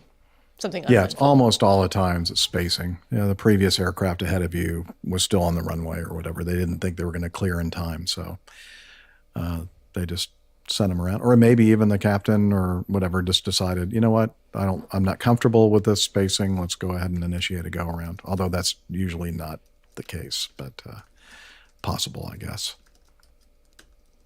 All right, second audio is coming up. Yeah, we'll see if the birds are. Here we go. Hi, crew. This is Paul again. Now, on to Singapore. Well, let's just put it this way. I was in San Francisco Airport waiting to get on my flight. It's going to be on a 787-9. On my way to San Francisco, that's going to be 16 hours, but in seat, is what I like to call them. Anyway, here's the setup. They asked for 23 volunteers. I'm not sure about the number, but it was over 20. I think it was 23. To give up this flight, go the next morning, and they will pay for your hotel, transportation to the hotel, meal tickets, and so on and so forth. And you get $800. I was like, wow, that's great. Well, guess what? A half hour later, they upped the price to give people $1,200 plus the hotel, transportation, meal tickets, and all that, and take the next flight. Well, I figured, let me try this. I asked for Polaris class on top of all those little goodies. Well, they turned me down. But here's my question. What do you guys think made them want to give up 23 seats? There was some really important group. Did they overbook? What do you guys think? And I'll bet you Captain Nick knows this one very well. Okay, time's running out on Speed Pipe. I don't want to bore you guys. Talk to you later. You just barely got it in. Yes, you're right. That's what she said. Sorry. Terrible. What do you think, Steph? What's going on? I think the flight was oversold, or there was a cancellation previously that bumped people onto that flight, and they needed volunteers to move before they started moving people on their own without any additional compensation, which is what will happen ultimately. That contract of carriage fine print in your once you book an airline ticket basically says that they will get you to your destination. Doesn't actually have to be on that flight that you booked in most cases if you read the fine print. So if the flight is oversold, and they don't get any volunteers, and for some reason you're at the bottom of that list, then you will probably be put on the next flight, whether you want to be or not. Yeah, it almost sounded like there was something more clever that he was hinting at. Happened. Yeah, but I don't know. I mean, what it would it's a be. common. This happens all the time. Oversell situations. Yeah. And it's not uncommon to hear a decent amount of either money or vouchers or things being offered. But Just to why make would sure that Captain Nick be the one that would know the answer to this? Does it have something to do with cricket? Does it have to do with international travel? I don't know. Oh, good point. Liz thinks it may have been a lawn bowling team. Captain Nick's lawn bowling team going to Yeah, Singapore. it's High just priority why passengers. it's known that 23 is the magic number of a fully staffed lawn bowling team and coaches and Yeah, trainers. Trainers. Yeah. Equipment hauler, bag carriers. I don't know. I mean, I have no clue. I think it's what Steph thinks. It's probably just got oversold and everybody showed up. Yep. It does happen occasionally. It happens. Yep. Yeah. Half an hour left, the producer is telling us. Guess what? Yes. I couldn't let it go, Liz. I couldn't let it go. Okay. So this feedback, thank you, Paul. I don't know if we helped at all. Probably not. And you'll have to tell us about all those bird sounds. What's going on there? That was that in Singapore?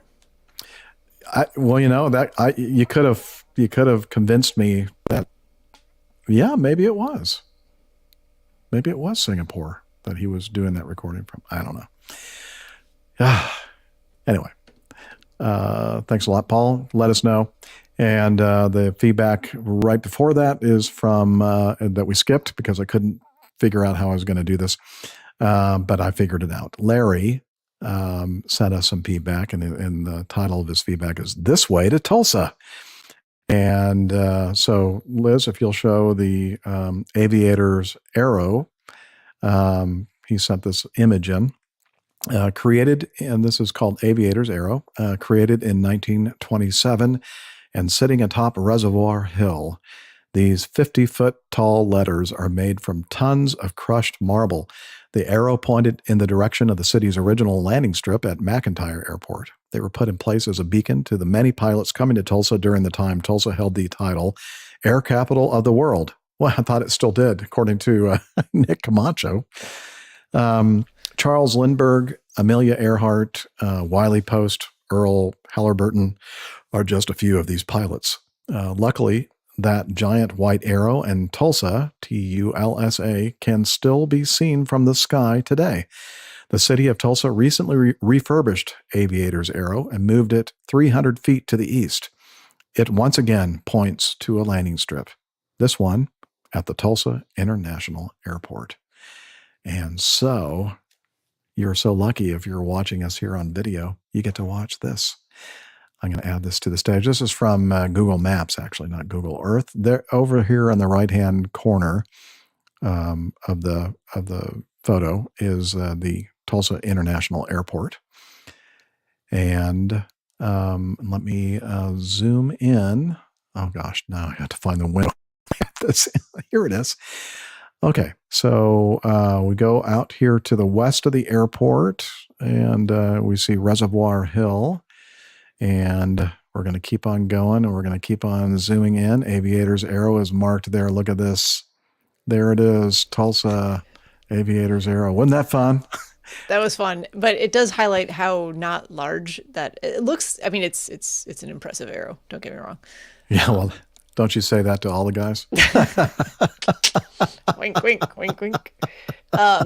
But when you zoom out here, and I don't know what altitude we're potentially at here, if you could extrapolate that based on how far you've zoomed out. 16 inches, huh? Yeah. Wow. That's a lot. Yeah. It's bigger than 16 inches, though, I can tell you that. Yeah. It's still not the easiest thing to see. Yeah. So Yeah, navigation. So, has changed. this bird's eye view, I don't know what this would be, probably, I don't know, 30,000 feet or so, maybe even higher.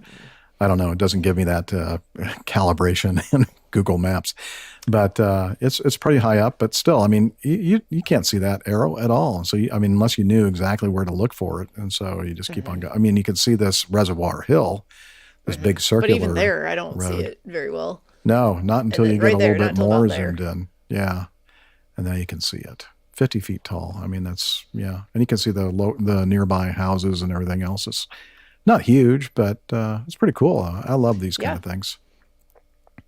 I'm definitely gonna go see that next time I'm out in Tulsa, and being wined and dined by Sean and Karen and Larry, and let's see who else. Glaze. What's his first name now? I can't remember his first name. Anyway, lots of great folks there in Tulsa. A lot of people that are big fans of the APG. I'm hoping that that Sean will put in a RV pad. I said, you know what? You better not do that, because you're never going to see me leave. I'll be just living there. But we'll see. Anyway, thanks, Larry. Yeah. Okay. Yeah, let's do this one, since Steph is with us. Okay. Michael sent this one. It says, in fact, he says, one for Steph, being a jumper dumper, from the Aviation Safety Network. Actually, did he initially? No, I think he initially sent us a link from an Australian article website, amp.abc.net.au. A Victorian member of Parliament, an MP who survived plane crash, says the pilot showed amazing skill. ABC News in Australia. Let me read a little bit of this. A plane carrying a group of skydivers was forced to make an emergency landing. A Victorian MP who has survived a light plane crash near Geelong, along with 16 other people, says he has witnessed a miracle. Let's see. Paul Edbrook, State Labour MP for Frankston, was among a group of skydivers who departed Barwon Heads Airport shortly before 8 a.m. on Friday.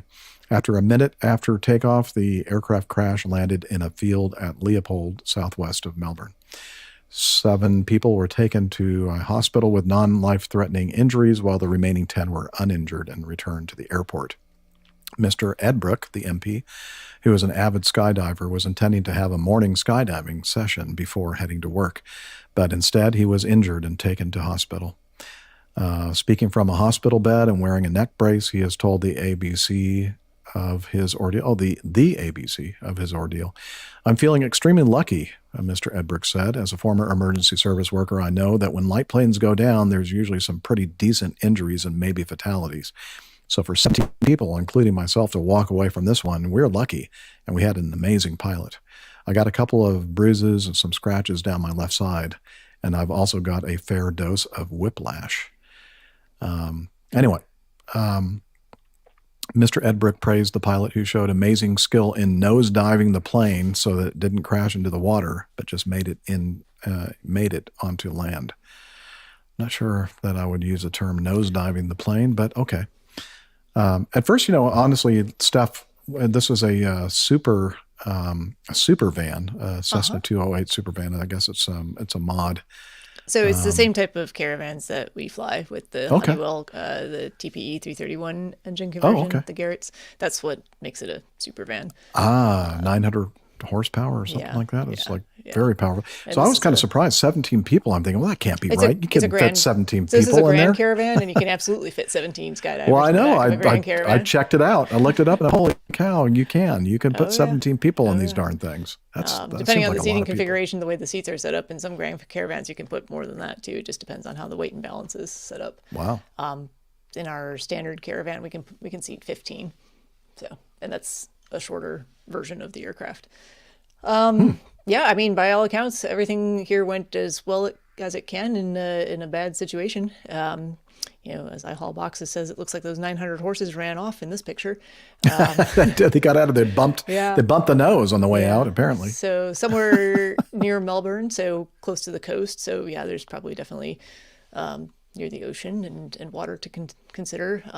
It sounds like a minute and a half into the flight, you're not going to have a lot of altitude or time to work with. Presuming they were already potentially far enough away that a return to the actual airport was not an option, or they didn't have enough altitude to do that.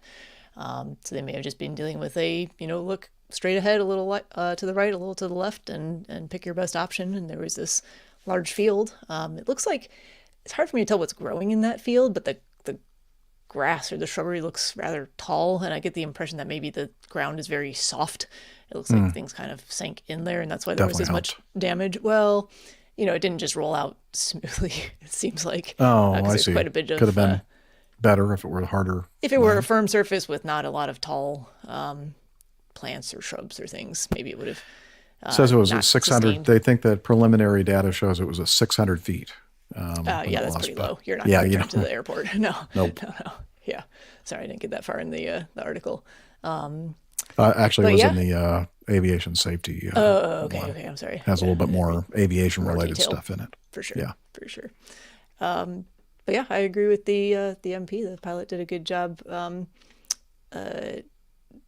landing the aircraft as safely as could be accomplished with the situation that he or she was faced with. And, 17 people can tell the story of it. Yeah. Pilot. I mean, that's amazing. No fatalities. No fatalities, and 10 people just went back to the airport. Yeah. So presumably such minor injuries that they didn't even need medical attention. That's amazing. We keep seatbelts on for our operating procedures up to 1,500 feet. So, and if there's any issue at all with the aircraft, you're going to land with the aircraft, seatbelts go back on, obviously, for landing. And so there are seatbelts in the back. Oh yeah. See, it's still so. At least FAA regulations were required to wear seatbelts for taxi, takeoff, landing. That doesn't change, just for skydiving operations. Typically above 1,500 feet, though, we'll take seatbelts off because a lot of times we will open the door if it's a nice day, and you don't want to actually be tethered inside the aircraft if the door is open. There are scenarios where if someone has fabric come out of their container, their rig, that person needs to leave the airplane like immediately. And there are other situations where if there was an emergency that happened much higher, you potentially would want the jumpers to exit the aircraft. Even if they're going to have an off-airport landing, it might be a safer situation. So, but at 600 feet, everyone would have had their seatbelt on. Everyone should have had their helmets on if they have helmets.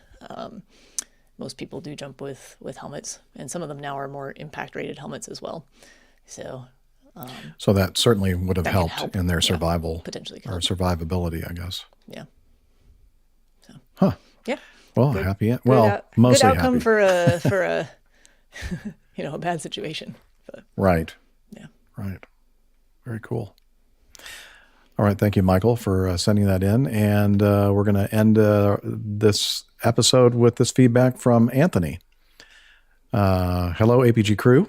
I was picking up my 2-year-old from daycare the other day. As we got in the car, APG 589 started playing automatically, and Jeff was telling us about the time he almost commanded an ejection in IMC. My daughter, who is obsessed with planes currently but hasn't quite caught the APG syndrome yet, interrupted Jeff's story with a no daddy's friends and asked for her favorite classic bus, better known as the wheels on the bus. So I had to, and the funny thing is that his daughter is like 17 years old. It's interesting that she's talking like this. No, just kidding. So I had to pick up the rest of 589 the next morning on the way to my second to last week of work, which brings me to the real reason I'm writing in. I just wanted to thank you all for keeping me motivated and entertained as I worked on accomplishing my dream. And I'm happy to say I'm on my way to the ATP CTP course in the beginning of November, then off to airline in-dock at what I think you would call Ajax Junior. I can't wait to share in the view from your side of the cockpit door and look forward to Jeff and crew's continued adventures in aviation, RVing, and wherever life takes all of you. Thanks again. Anthony, the former CFI in Raleigh-Durham, RDU. Yay. Awesome. Congrats, Anthony. That is so cool to hear. It really is. I'm glad that we didn't, somehow, deter you from doing this. These people, I think they go crazy when they... We're going to win your daughter over eventually, I just want to say. Yeah. Yeah. Just keep having her listen. No, daddy's friends. No. No, daddy's friends.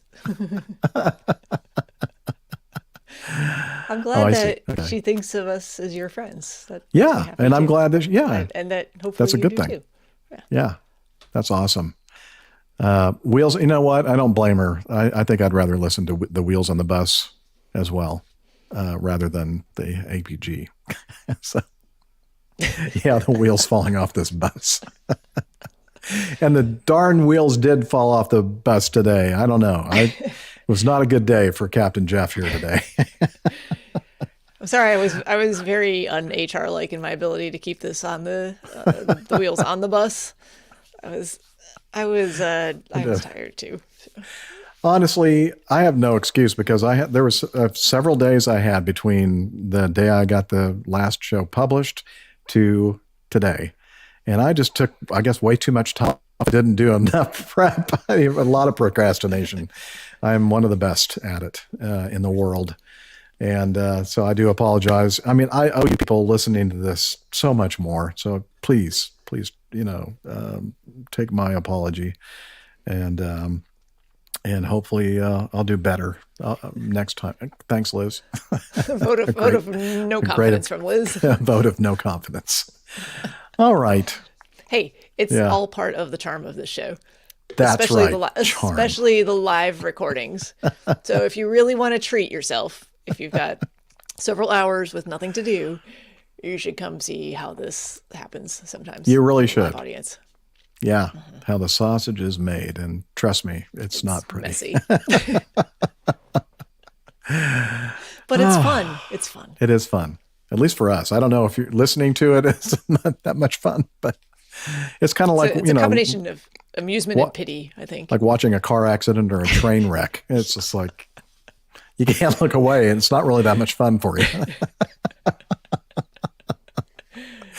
Okay, airlinepilotguy.com is our website. There you'll find all kinds of info about the crew and the community and merchandise, and got a calendar there, and we have information. We got a library of all things. Our librarian Tiffany kind of manages that. We have more information about the plane tails, merchandise, all kinds of stuff. And we also, well, you don't have to go to the website to get the QR code. You can just point your phone at it right now. You should see it on your screen. Feedback at airlinepilotguy.com is where it takes you. And send us some feedback. We're always interested in hearing about what's going on with you.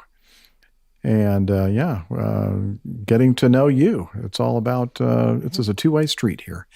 And so there you go. There's the website. And we're also on social media. We Steph. sure are. Yes. You can head over to facebook.com/airlinepilotguy to join the community there. We're also on Twixter, X as it's known now. We are at APG Crew, and find our individual Twitter handles or X handles or whatever they're called now. Who knows, really? I'm not sure. Xandals? Sandals? Sandals. I've got sandals on right You now. got sandals on? I do, actually. Some flippity floppies. Hey, what's your Xandal? They're pinned to the top of the page as well. You can contact us individually there. And on Instagram, check out Captain Nick's weekly show art. He does a fantastic job. If you really have a lot of time, you can search for the show number in the pictures, which I can never find, but that's a challenge for you. And we're APG Crew on Instagram as well. And one last thing, because I know Hillel has been waiting patiently like for hours now. He had to and he would leave like to tell you about Slack. Yeah, he had to leave the bathroom earlier when I had to take a break. Oh, here we go. I hear the water again. Hey, Hillel! Hillel, can you tell us about Slack? Okay, but I'm dripping wet. It's okay. It's okay. Come on over here and tell everybody about Slack. APG listeners, please join us on our Slack team. Slack is a communication, coordination, and sharing platform that works on your mobile, laptop, or browser. On Slack, we share news and ideas, we suggest episode and plain tales topics, we plan events and meetups. To get into the Slack team, please email me at slack@airlinepilotguy.com. That's SLACK, Sierra Lima Alpha Charlie Kilo at airlinepilotguy.com. Or send me a tweet with your preferred email address to @Hillel, and I'll send you an invitation. That's Hillel, spelled Hotel India 11 Echo 1, and see you in Slack. Thanks, Hillel. What is he doing? Hello. There's some. Are you shaving your legs? Manscaping happening. I think. Yes, some pretty massive manscaping. I'm impressed. Get back in there. Get out of the way. All right. Yeah. My goodness. Wasn't expecting that. Got my heart racing. So check it out, Slack. And what else?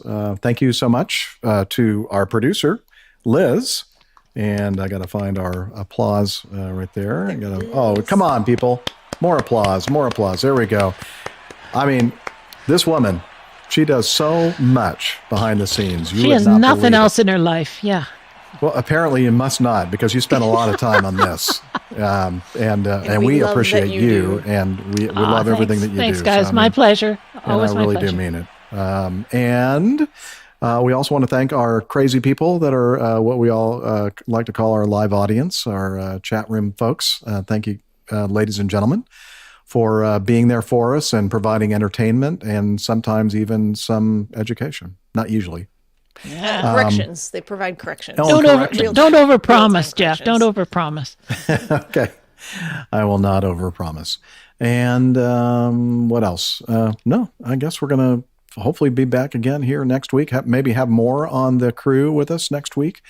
And we'll put together some kind of a show. And I promise I'll do a better job of preparing for it. You've got a week. I got a week. I know. I have to pull yourself together, Jeff. You've got, it sounds like 5 masses to sing at and some beer to consume. But other than that, you've got a week. Okay. Well, all right. Yeah. That's good advice. All right. Well, thanks, everyone. And I'm going to just sign off by saying, what did I do? Did I say something ridiculous or what? No. It's fine. Okay. It was great. I don't know what I'm saying. You're doing just fine, Just Jeff. keep carry on. Just carry on. Keep going. Come on. Keep flying. Keep flying straight and level there. I'm trying. Hey, I'm wishing you all clear skies, unlimited visibility, and tailwinds. Talons, Douglas. Cheers, y'all. See you next time. I wonder if people even have any idea why we say Talons, Douglas anymore. I think every once in a while we remind people. Yeah. About. And actually, I should say unlimited visibility and not say tailwinds, because tailwinds was interpreted as talons. Yes. Mm-hmm. Douglas. Yeah. Tailwinds. God bless. That's too funny. Anyway. Titles. More on the crew. More on the crew wasn't here today. More on the crew was the crew today. You mean the others? Those others? Oh, you need to turn the gain down on your you're a little overmodulating. Microphone. Okay, you're sorry about overmodulating. Okay. No, just talking about all the others. You know, it's Captain Jeff and the others. Yeah, and the others. I've been referencing that frequently throughout any chance I get in the chat room. That's Jeff's new band name, Captain Jeff and the Others. The Others. I kind of like it. It has a nice ring to it. Okay, so show titles. I've got 3. The threat level 591, which yes. I think that has to work. And then you'll be able to find the show number easily. There's no way he can hide it. I bet you he won't even notice. Or he might. He will. He'll be like, "What's the show number?" Oh, I've been tricked. He'll probably put it in there anyway. They'll just say threat level and disappear. I'll just zoom right into the 591. Sort of along that same line. Oh, wait, you know what? He doesn't normally put the numbers in though, in the titles. No, I know, but this would be the title. This would be the title. Right. The title is threat level 591. Good point. Never mind. Man, I needed some sleep. Oh man. Maybe we spell it out, write out 591, so he doesn't. And then he can still hide the number somewhere. And then along the same vein of how well the show went is this show is toast. I have that too. Yes. And then I think this was from Tim Van Ram, the fungi pilot. The fungi pilot, you know, the fungi, mushrooms. Mushroom pilot, fungi. Fungi. Oh. Fungi. Fungi. Ah. I also just gotcha. have the others. He's The such a fun others. guy. The others, yeah. The that's- others. In quotes. I think it has to be in quotes. The others. Just a title. Captain Jeff. Parentheses. And the others. It sort of sounds like a horror show. The others. The others. A horror movie. The others. The others. Well, I was thinking I don't know. Halloween. Yeah, exactly. I don't know. Threat I think threat level level 591 is the It's gotta winner. be it. Yeah. Yeah. It's like Fahrenheit 451. Just threat level 591.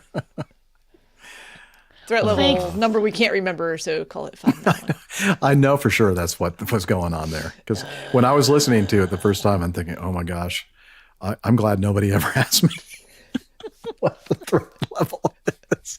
Oh, I don't know. What's the highest? Okay, it's one down from the highest. It was almost as bad as it can be, but not completely. Not quite. Whatever that number is, I want you to put that one down. That's the number. But we're still here. Take so one it's- away. Yeah. The It's worst. almost like the controller knew that he didn't know. What the Oh yeah, he was like, yeah. So you're gonna give me a could you give us the number, the actual numeral? 4? Hey, check this out, you guys. I'm going to ask him the threat level. Hey, Say Joe, come 4 here. sounds What's high this? enough, but not terrible. He Listen to doesn't know this. what the number is. This guy almost got killed. Let's try the threat level on him. Oh my God.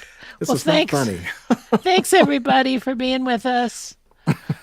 Yeah, thank you. Do you want to know what the again, levels of threat sorry. actually are? Because I just found them with a quick Google search. Yeah, go, Steffi, go. All right, it's Steffi's quick. going to be educational here. Level 1, Yeah, there you go. disruptive behavior, parentheses, verbal. Level 2, physically abusive behavior. Level 3, life-threatening behavior, parentheses, or display of a weapon. Level 4, attempted or actual breach of the flight The crew. flu? Flight crew flu compartment. crew. Flu crew. Flight crew compartment. They said 4. Yeah? That was pretty accurate. What's number 5? There is no number 5. Oh, there's number 5. No, my. Oh, shoot. I thought there was 5. Jeff misled us again. Oh, of course I knew. I'm just playing.